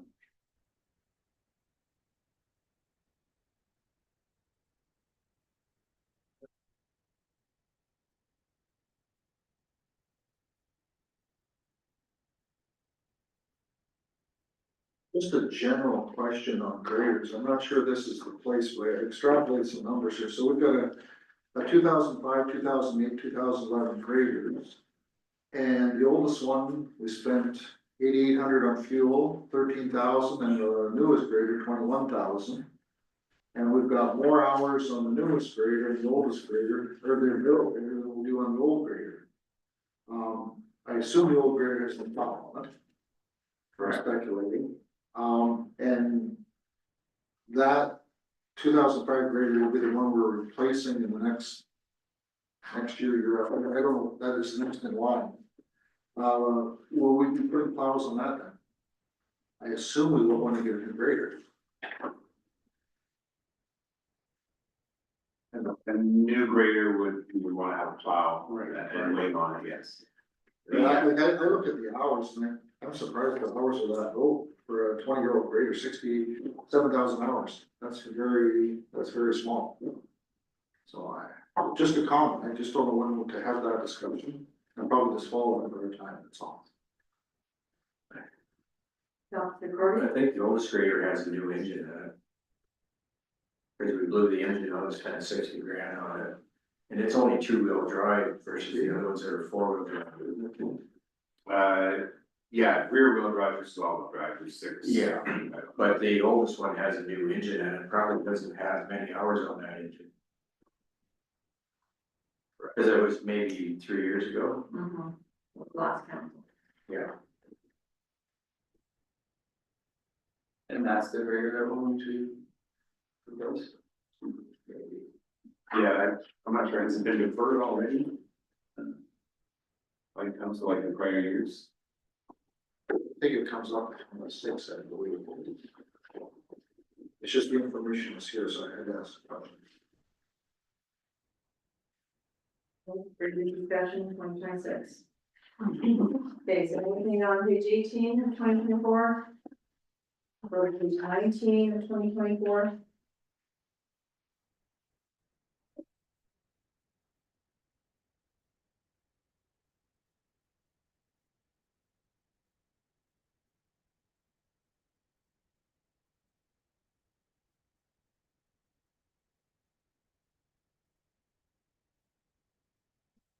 So, I see diesel fuel's falling pretty good. We can leave those figures alone, but see what happens next year. But diesel fuel has fallen quite a bit over the last 6 or 8 months. So, notice it's down almost the same as gas now. Yeah, usage is up from this winter though. Yeah. Winter is very heavy usage on fuel or pumps, so that impacts the fuel quite a bit for 25 budget, yeah. Anything else? Okay, we're page 20 of 2024.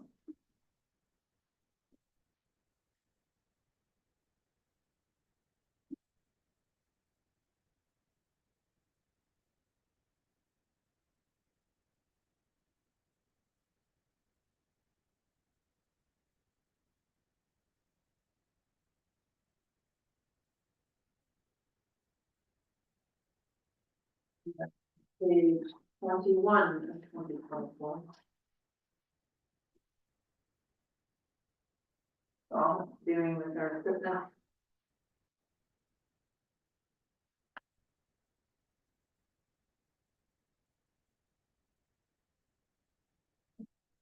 Okay, we're at 22 of 24. Thank you. Radio package attachments, loaders, utility trailers.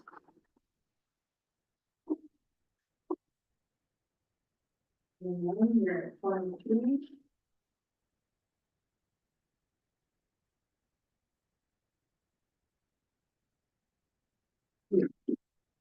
Small potatoes, maybe not at the time, but I would like to see, I mean, 2 disc mowers, they're only a year old.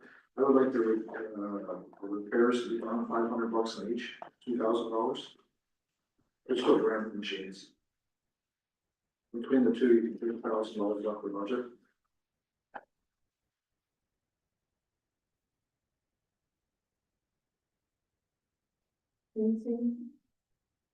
So you're talking about vehicle 3642?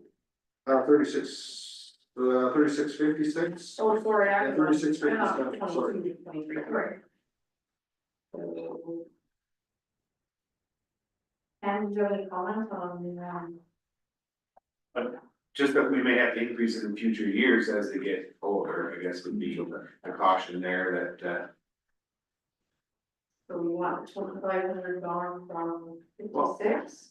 No, make them both 2,000 Oh, 2,000, sorry. instead of 25. Bring them down 1,000, okay. Okay, so 24 of 24.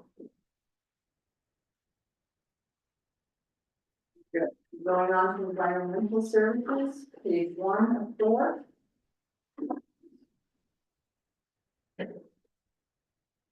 Now, I love it that you did your homework.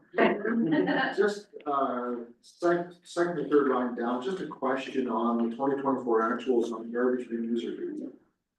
Yeah, that was, a duplicate entry got made in the interim billing, that has now been changed, so the actual is, 26,500.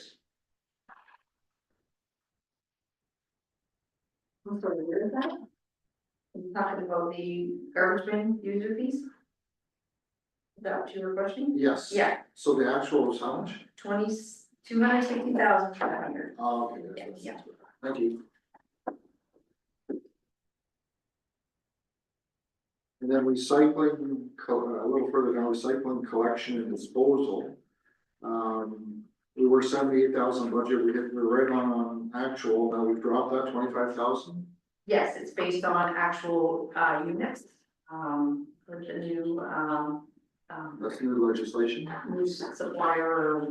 user pay type Yeah. system, and for the recycling. Thank you. Page 2 of 4.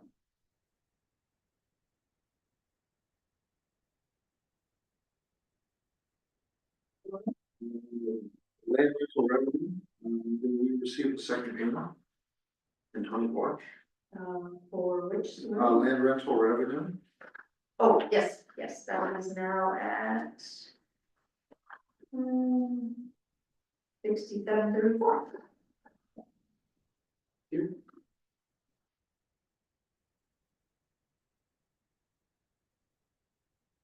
3 and 4.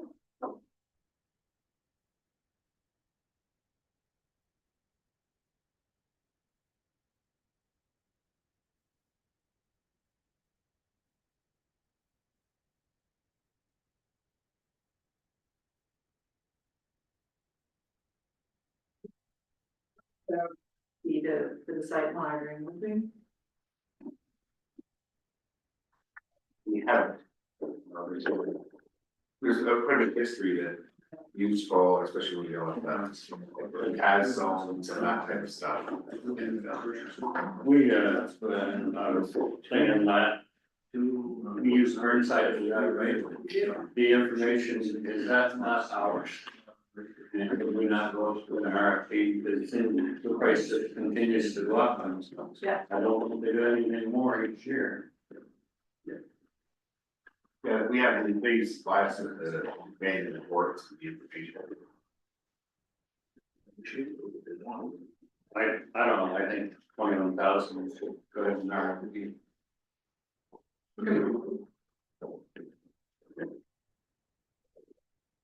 Okay. ERCs. Page 4 of 4.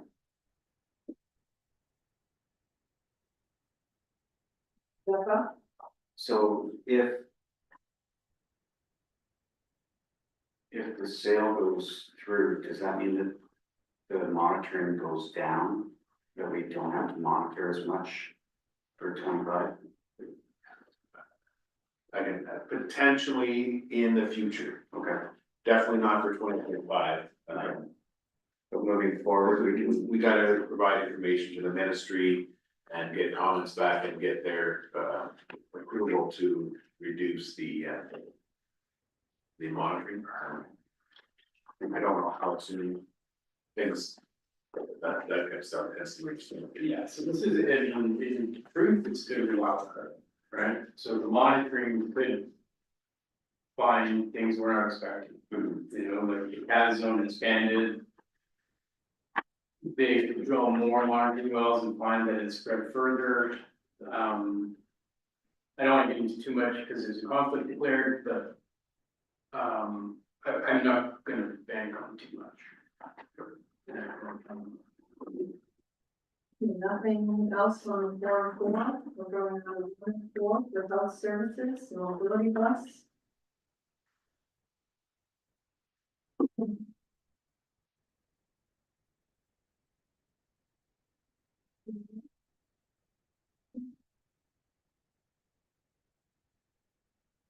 We are appealing for cemeteries abandoned. Taking care of them, go ahead. Just one question, the bottom contracted services miscellaneous. It appears we didn't spend anything from the budget last year. Do we have to read that as a budget item? And then I discussed that, that's theirs, a placeholder in case somebody wrecks some, we have to fix a monument or something along those lines. I don't know, and thinking on removing that. That's what it's there for. So the 2,000 from 2024 budget, that was deferred to 25 then? No. It hasn't been, but I can certainly do it, and then we will. Well, we don't have to collect it twice. Is, do you want to do a resolution that I defer that? Yeah, you done? Okay. We can add it to our one, yeah. Okay, anything else? Go ahead, sorry. Wondering, this is under health. Is our wellness, health and wellness fund should it be under this department? I think she's decided to put it on council. It's a council grant. I usually like to keep stuff like that on your pocket because then it's more transparent to your taxpayers. That council has agreed to move money. But I get where you're going with that. That's if it's under wellness yet. We're ready to page 3 and 4. Sorry, there was some discussion about concerns. And there was about creating a motion, did you, well, we should do a motion, or I can bring a report back to council actually that for a year-end report that I can make a note of that, yeah. Sorry, just wanted to, yeah, so it has to be a council decision to defer, the audit, which should be looking for stuff like that. Okay. Anything else on 3 or 4? Finishing 4 for the cemetery. Okay, nothing. We're at page 1 and 10 for revenue.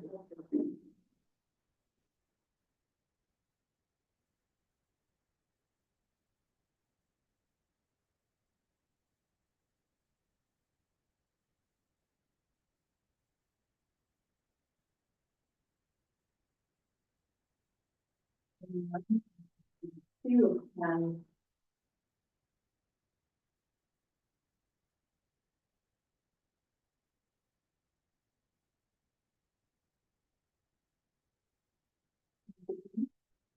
Partly down grounds of field maintenance, 2024, we had budgeted 4,700, we spent 21,000. And now we're budgeting 11,000, just curious what that entails. I can, through the mayor, so last year we had tendered that work and had a, really good price. And so Rebecca took that really good price and put it in the budget before it got approved, and then they showed up once late and cut some grass for us, and we ended up having to go to the second lowest, their supplier, their contractor we had previously to do that work, so that artificially low price is, I think, what's affecting that, is they couldn't do the work for that price. Right, but we still spent, we actually ended up spending 21,000, and now we're only budgeting 11 for this year. Without looking, I think some of the extra costs would be, we did a bunch of drainage work Yeah. out in the area, so there was some drains on the soccer field that were plugged, fixed up. And there's some stuff on the Stone West pathways, there's a drain over, towards, Globes here at that corner, we fixed up as well, so there's a bunch of drain work we fixed up too. Sounds like a job for a backhoe.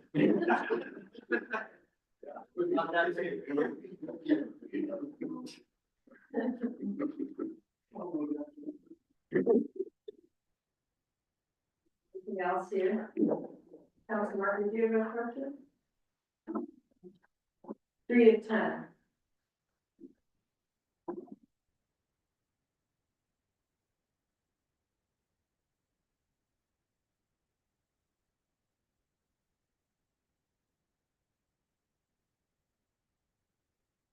Just a question, the very bottom on the facility, the recreational facility grants. We have granted an extra 5,000 this year now. Who was approved? And the ones I think it was two, but Both through us and more, and we are, yeah, and that goes to the current, yeah, you got that. thank you. Page 4 of 10. The pool.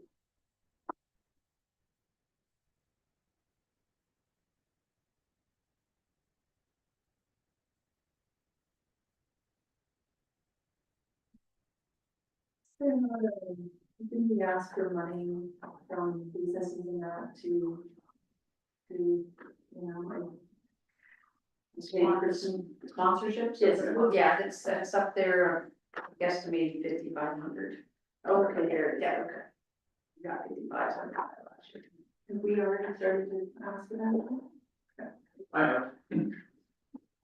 I asked them to consider sponsoring swimming lessons as well, just because.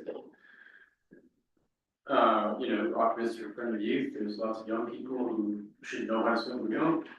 That's my pitch. Correct me if I'm wrong, but I was thinking that like anybody can sponsor, because I think Yeah, I was the guinea pig last year to make sure the system worked and. Yeah, so. Any businesses can do it. Not with us. Just one question on the top, swim lessons. We got, the actuals were quite a bit better than the budget. The budget is more or less what happened in 24. Is there any hope that that could be higher? I'm not saying we There's have always a a hope, budget. but yeah. Yeah, St. Mary's Pool is closed, so yeah, there is a potential this year. I wouldn't say every year, but. I'm not saying budget, I'm just a question. Yeah, I kind of went with the actuals because I think, and then maybe they will get better Cassie here and promoting and being able to do more lessons and things. We're gonna reevaluate Yeah, our yeah. plans and fees in January, so I think Yeah. in 26 we'll probably see better revenue there. But at the same time, we're trying to be affordable, but. Councilor Marco? Does we not, is March not paid, 2024? Yes, they have, sorry.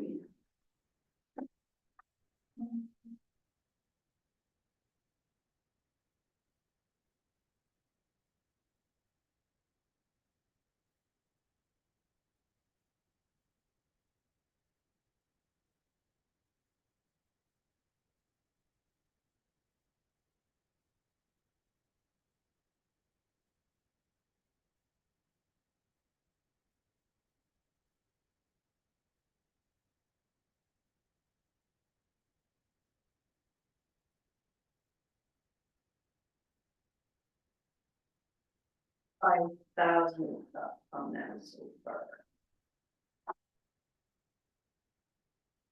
Would be your end, the counties would have to do that. Okay, Councilor Ness? I'm gonna ask the wrong question here. So we have for the Kirkton swimming pool, we budgeted $65,000 for wages. We spent underneath roughly. Yes, because I would imagine that Rebecca's time was probably not budgeted there, but Oh, not that's spent. And then we're up approximately 15% for 2025. Right, so a little bit of increase in the lifeguards and then a portion of Cassie, which we will recruit from Montreal. Thank you. Yeah. Which 5 of 10? Or did I miss something?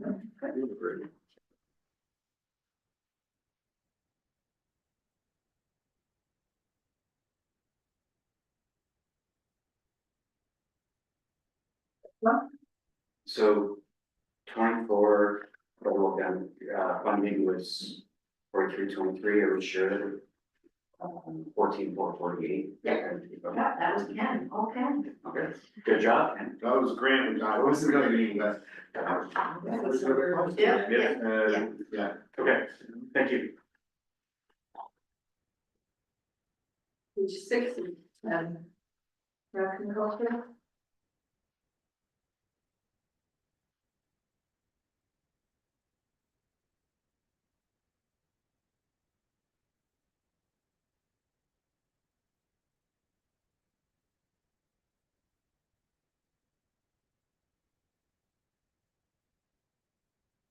Seeing none, we'll just go to next time.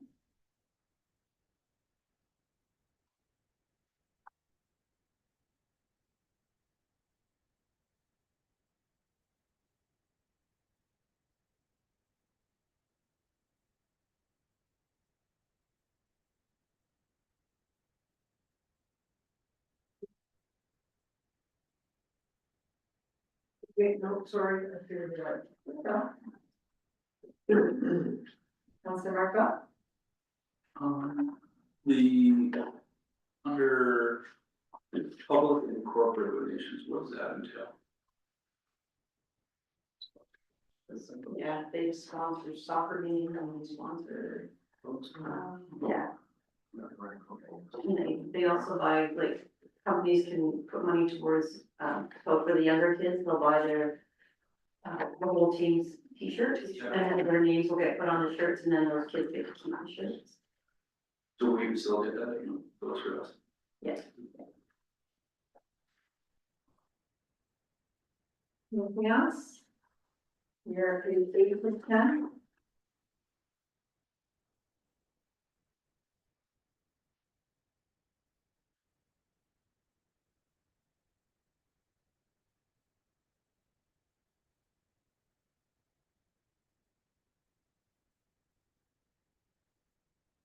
I'm,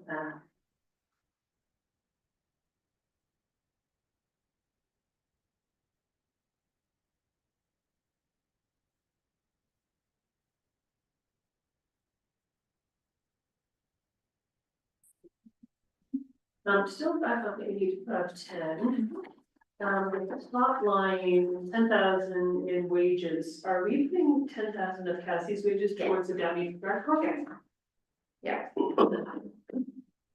Is she involved in the Downey Rec program? She's, yeah, she's working with the soccer.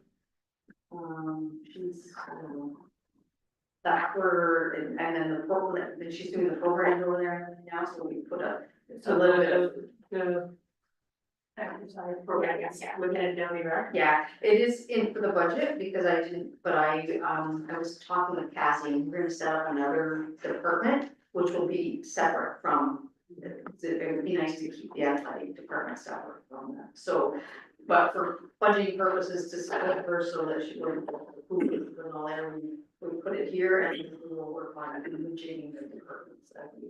Yeah, I feel that that's a high volunteer group. Yes. They've worked hard to build Yeah. the reserve, Yeah. and Yeah. she's not had to give a lot of attention to No. that with that. And that, so we just, but we wanted to earmark it in the different areas that the council wants to see her improving the recreation, so.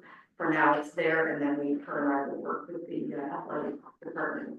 How we want to do it. So until, well, maybe in the season, we'll see, lining the baseball diamonds, leveling the ball diamonds, Yeah, ideally, that would be the role of the concession operator.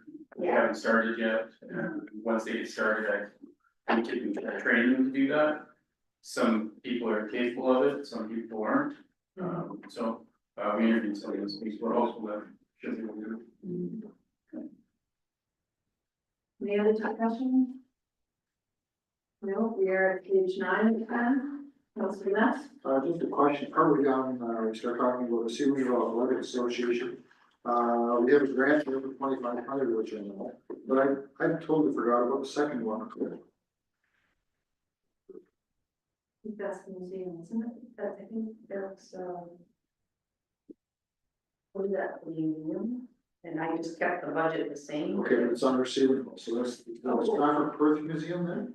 No, so Seaforthville Athletic Association gets 2,500. Right. And then it goes down, it's other cultural facilities, which is the museum, so it's a 7,300. Different shield. Yeah. They're all like one line departments, so they Okay, come blend. that's the Stratford Perth Museum. Okay, thank you.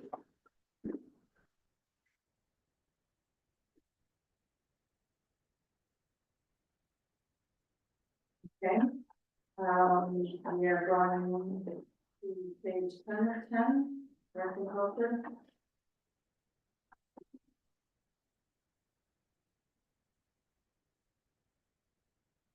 Into the library.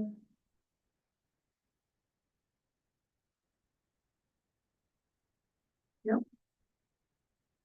Okay, we're at 105 on $20 million, almost through average.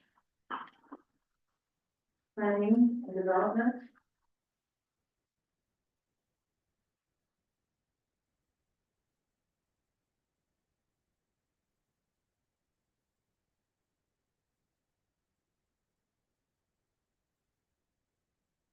Very bottom, professional consulting, that's paid to the county? That would be, yeah.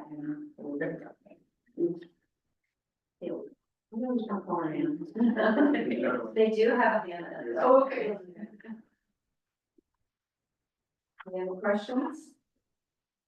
We are on page 2 of 5.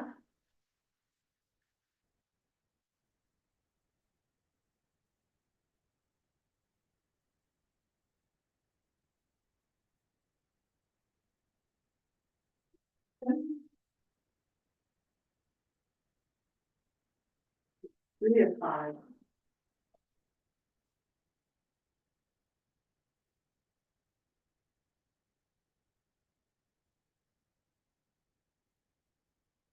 Question on the provincial grant for the drainage, that's actually being decreased this year? That's the actual amount they agreed to give us for 20. So their costs are going down always. I'm impressed. That's fine. Sorry, Ken sent me the email, so I just wanted to say. Yeah, you got something for something else. So that's, okay, that's great. Can I just ask what the Doug Griffiths event is? I don't know. So I think that was a one-time thing. We did that a few years ago. He was a speaker. I don't know why it's in there. I don't have any recollection of this. So it looks like we gave $300 last year, so it will show up if there's an amount there, so it wasn't budgeted. We just. So I think it was a joint county event. Oh, okay. I can't remember what specifically. okay, so I know this Perth Municipal Association, that's just a one-time thing. Yes. Because they got involved so bad, so. Okay, page 4 and 5. Should we just take that completely out? Is that what we're doing? Well, yeah, it just shows up because there was an actual, but yeah, there's nothing in the budget lines here. Okay, Page 4 or 5, Sue. Professional engineering. There was 143,000 actual in 24, and there's no budget item coming moving forward. That's. And this one might be. That's the actual, drainage work, like the constructions. That gets put in this account and then moved at your end, so that would be moved out here. I'm just looking, I'm trying to set up drains for Ken actually, so that this stuff can be actually tracked, not in one GL, but on it. But yeah, that's the drain, like when they come into a addition, it's the expenses. Thank you. okay, page 5 and 5.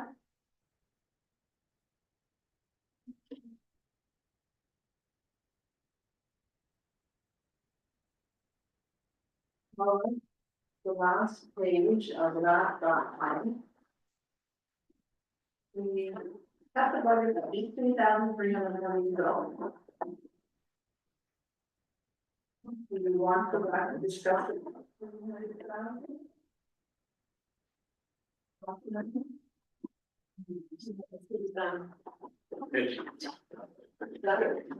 want to go back and be?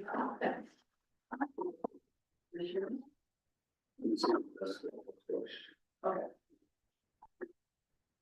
But we're at potentially between $300,000 that we can think about putting that to a further project or taking it off the tax levy or putting it out in reserve or.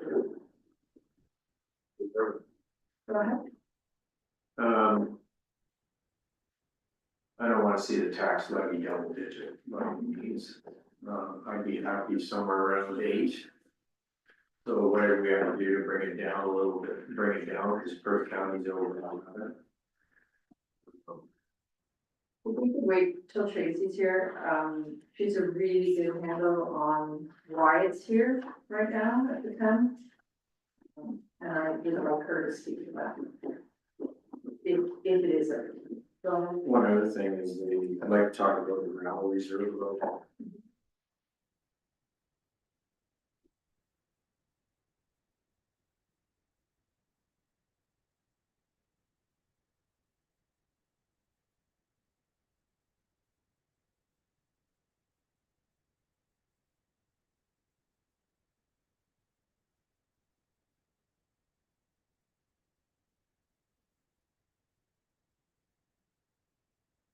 If you give us a number, we got a couple things we wanted to discuss this potentially $200,000 to $300,000 to one. So we're down to 9.74. So do you want to talk about the gravel reserve right now? When we created that, it was never my intention to have a gravel reserve. We saved some money one year and then we put it in the reserve and never used it. Yeah. I'd like to do something with it, whether it helps bring the levy down a little bit, or we go to Brainpool and use some of the money that Jim figured out in the ground reserve to pave the road that we have to pave next year anyway, like top coat. Because since, the end of 22, from 2022 to 2024, we added $900,000 to our reserves. I just think that there's gotta be a point where we cap that and use it for the benefit of the community. And Sam, what do you propose for the gravel reserve? Well, I don't care where you use it. If you want to use 50,000, you want to use it all, do you? No, well, I don't care what we do, we don't have to use the whole gravel reserve. Say if we used 125, we use 50 to help with the levy and throw the other 75 in on the 300 to do a paving project. I like top coating when we get a chance. If Branco will, if we approach them and they'll do some extra paving for us at the same price, I think it's really beneficial to our community. Or if we get a really good price, use a lot of that gravel reserve. We have to use it. We have to pave the road next year anyway, so why not pave it this year if we can? Do you have any roads right after that? Yeah, there's some just down the road here that are ready for surface asphalt. Soon, so I can work up some quantities and get an estimate and bring back, some amount, I got a dollar amount, what it would cost and how much we can get done. Or roughly that amount or so. Councilor Marco? Are we gonna talk about reserves in the time? I mean, I don't mind, it is 23, but I was wondering if we could have a full report about the reserves. If, we're gonna take a step back further and say that, so higher level, Tracy and I shared the view of how reserve funds should be managed and what their role is in the municipal budget. We will bring to you a different approach in 26 that will show a strategy for avoiding funding your operations from the levy every year, with your levy going like this every year. there is a more, It only goes this way. well, it will, it will allow you to have a more stable projection and a more fair and equal way of passing on and collecting costs. So, you know, what you're gonna hear from us is that you probably need about 6 or 7 reserves that are there to fund sort of your core operations. And what you will do each year at the budget is decide how much to replenish the reserve, rather than saying, well, we've got a big job coming up this year, we need to raise the money. You're gonna see, it's gonna be a bit of a change of philosophy in terms of how you fund the operation. You will find that you will fund more of your core stuff from reserve funds. And then you will debate how much you should contribute each year to replenish those funds. And so, getting back to Councilor Bell's point, we talked about reserve funds. You know, I think anytime you get a chance to talk about them, that's great. I would encourage you to wait if your plan is to introduce some changes or some something more fundamental in terms of the way that we use reserve funds, because we will bring forward a report very soon, because we'll start on the 26th budget anytime now. But I just wanted to sort of give you that window into what you're gonna hear from us in terms of future budgets, how to fund the operation, how to stabilize our finances more long-term, and a bit of a different philosophy about how to approach the budgeting exercise. Yeah, and we've also discussed, Fred and I can see your man, that a consistent transfer for capital job in the budget is nice, because if you guys say every year on our levy, we're gonna have 1.5 million in capital. And then, or whatever you pick, like, and, you know, staff runs their projects and, there's a limit. And if it can't get funded through the capital levy or it has a reserve, we find different ways to fund it.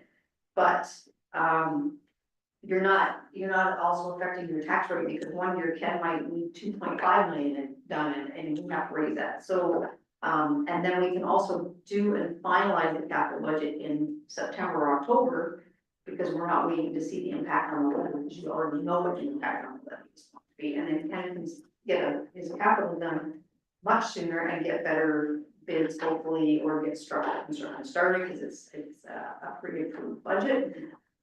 Just those kind of things that, like, Fred and I are in agreement of how, you know, it's much easier on council when they're not getting thrown under the bus because something, you know, came up. Because, And it's easier for us to manage. So for example, if the council committed to a capital program annually of, let's say, $1.5 million, every year we'll bring to you candidate projects within that envelope, and you can help with us and prioritize them. But we'll know next year we're gonna have a capital program, like we only have a certain capacity to deliver capital programs, we don't have unlimited staff time or ability to supervise or monitor. So, you know, if our ability to deliver capital programs in a year is $1.5 million, then we'll wanna make sure that we have that access to that in a reserve fund, and then we'll talk about, you know, the priorities, how much to replenish that fund. So it will be, in our view, a more straightforward, easier process, easier to understand, less fluctuation in revenues, and a clearer path forward in terms of where you want to invest your money. Yes, I would propose that we take 100,000 of the gravel reserve. That should put us down to around 8.5% increase. With the county's increase, that should put us around 19% increase. I think that's reasonable.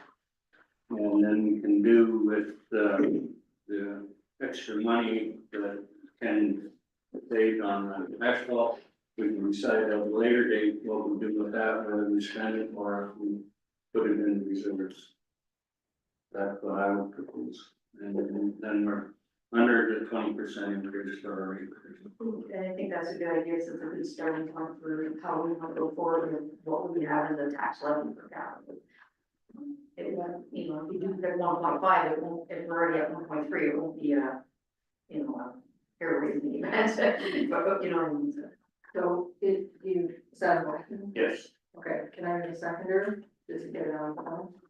Can you just come talk Vanessa? It's on the floor, so now you can discuss it.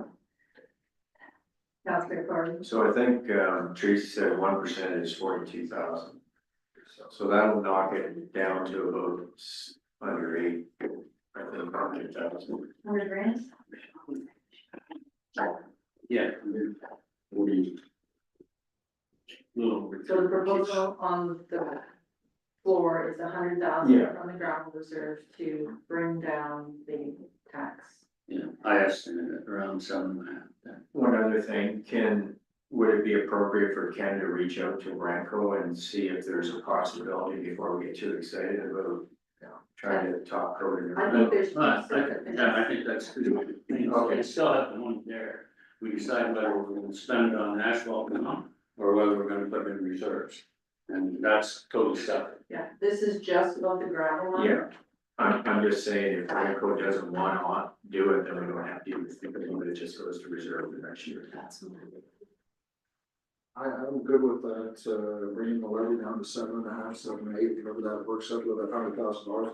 I know we're not talking about, the money that we're saving, the problem we have is we're already in the middle of June. So before we talk to Branco, we're into July, and looking at the paving prices, the price that was received on the first price, the first tender for line 29 was a better price than what we received for the tender on line 4. I think we're awful late to go back in and ask, like, we're better off to start this project, I think that's tomorrow, for 2026, and we can actually start tendering some stuff in December and January for capital. Good point. I don't disagree. I would think that it depends on Branco's position as far as how much work they have. If they looking for some work, they might be quite aggressive when they're already in the area. Okay, so just, we'll That's a talk fair about the guess. gravel right now. Do you want to give us, who gave us 7? Okay, you second that, Councilor Carney? Or who, no, it was, actually. What was the county number? 11.34, I think it is. So, sorry, just for clarification, the motion on the floor, moved by Deputy Mayor Long, seconded by Councilor Vanessa, is to take $100,000 from the gravel reserve to offset the tax levy for 2025. Okay. Was there any other piece of that? Okay. Okay, motion on the floor, any more discussion? All those in favor? Carried.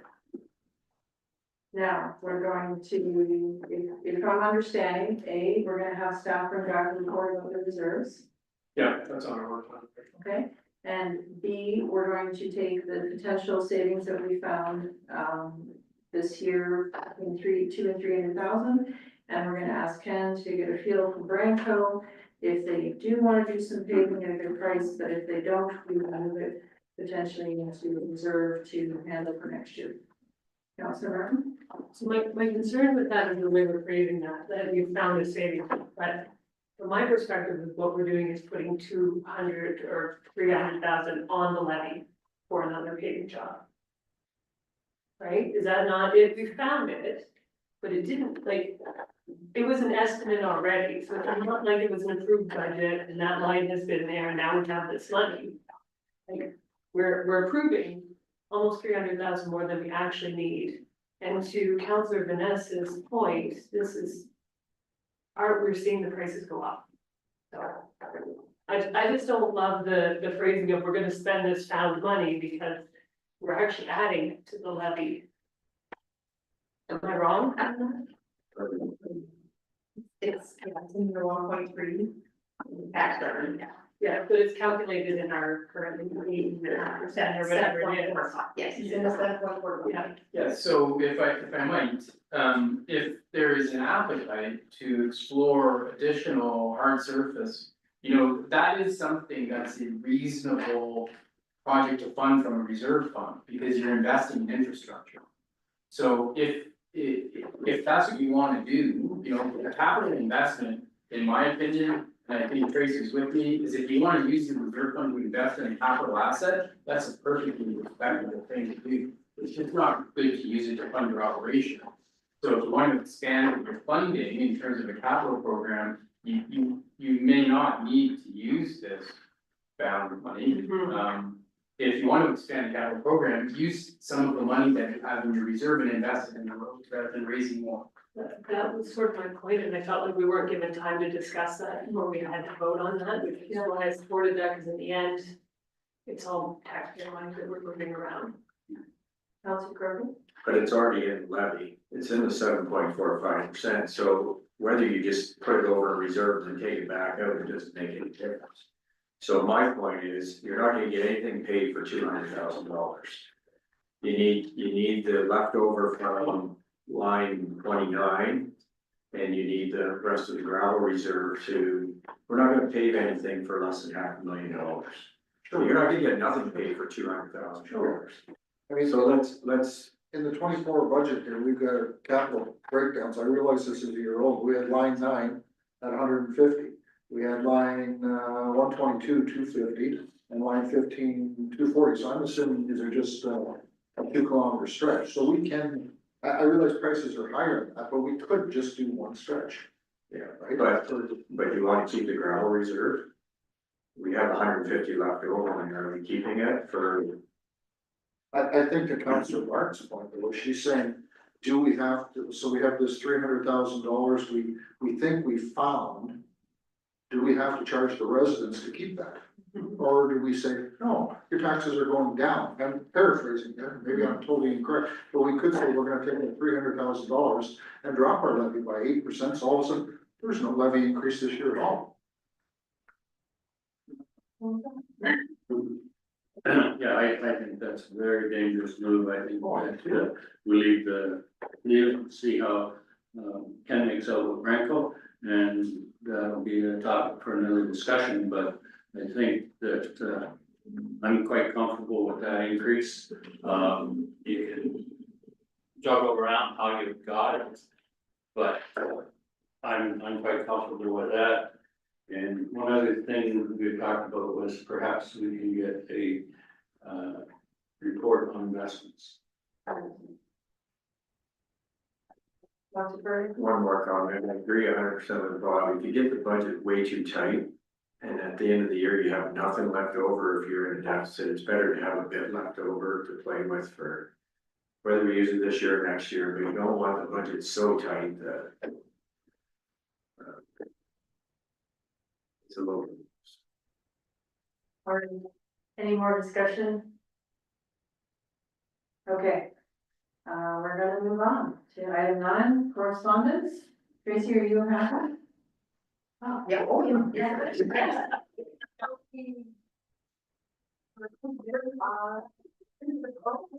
You want to do a, we didn't do a resolution, pardon? Yeah, everything, so, Pardon? everything we need to. You can resolve to pass the budget with the details that Tracy's provided in terms of the impact. Okay, so I need a motion on the floor to resolve the budget to, what's the number you're going with? It was a 7.45 increase, moved by Councillor Jeff Bell, seconded by Deputy Mayor Wilhelm. Can you refer to Bill, please? Yes. Okay, so to adopt the 2025, I'm paraphrasing here, the tax levy to be 7.45%. Is that good increase? Yeah. Sorry, 7.4 increase. Okay, so, when I call your name, please enter, please say yes or no to, the proposed resolution. Deputy Mayor Wilhelm, Yes. Councillor Mark Bell, No. Councillor Gordon, Yes. Councillor Rennes, Yes, Councillor Jeff Bell, Yes. Councillor Martin. No. Yeah. That resolution carries.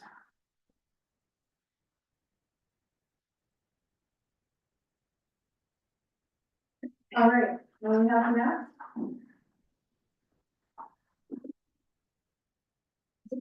I don't have to, I can give you the numbers. Okay, so item 9, correspondence, correspondence.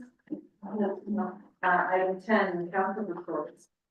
no further, we don't have orders. Councilor Marco, No, Deputy Mayor? just a couple things, in the community center. We've had some, changes as far as committee members, there's a couple, people that are interested in members. So, we look forward to bringing them on and, things, Rick's just, working the results on that and, so that'll be, put to bed and hopefully we'll be back to working on that.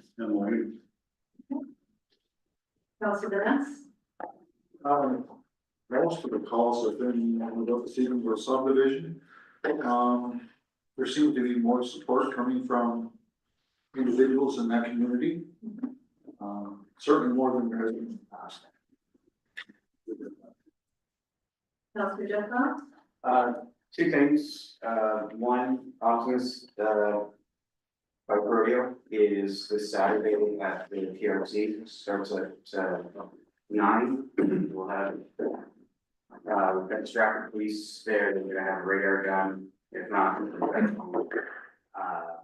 and yeah, there's all sorts of, stuff going on there. The other event, I know it's not Perth South, but it is Perth County, at Milverton Rod and Gun. It is National Range Day. It's an opportunity for people to come out to the range, that maybe don't have experience with firearms. And we walk you through safe handling, you shoot bomb rifles, you shoot handguns, you get about 50 rounds. So if anyone's interested, let me know. It's an event that I coordinate, so I will be not in St. Mary's, I'll be in Milverton that day. Thank you. Councilor Martin? Okay. I want to thank Deputy Mayor for covering me for the meeting as I was away. So I don't have much to report. I did want to say that the county council meeting is on Thursday morning. There's quite a bit of discussion around snow fence, live snow fences. The ag working group is also making a proposal of a fence bylaw. I have to say I'm not exactly thrilled with the proposal, so we'll forward that discussion. But if you're interested in those items, I would definitely look at the county council package to give me some feedback before Thursday if you so wish. So yeah, lots of things happening. We did fly the Pride flag last night with Kelly Valentine, who was a former resident, and we were quite happy with that. So okay, we are moving on to bylaws. No bylaws, announcements, none, notices in motion, none, other business, none, no question period, confirmatory bylaw. We are at the bylaw 24/2025, being a bylaw to adopt, confirm and ratify matters dealt with by resolution of the Township of Perth South. It be given first, second, and third readings and be properly signed and sealed. 25. Councilor Vanessa, second by Councilor Jeff, all in favor? Oh, shit, yeah. Oh, shit. Okay, moved by Councilor Jeff Bell, second by Councilor Martin. All those in favor? Carried.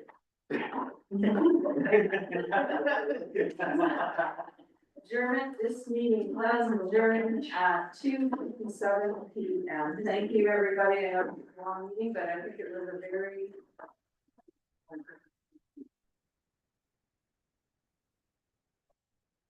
thank you, staff, because you did a ton of work on that budget. It was tight.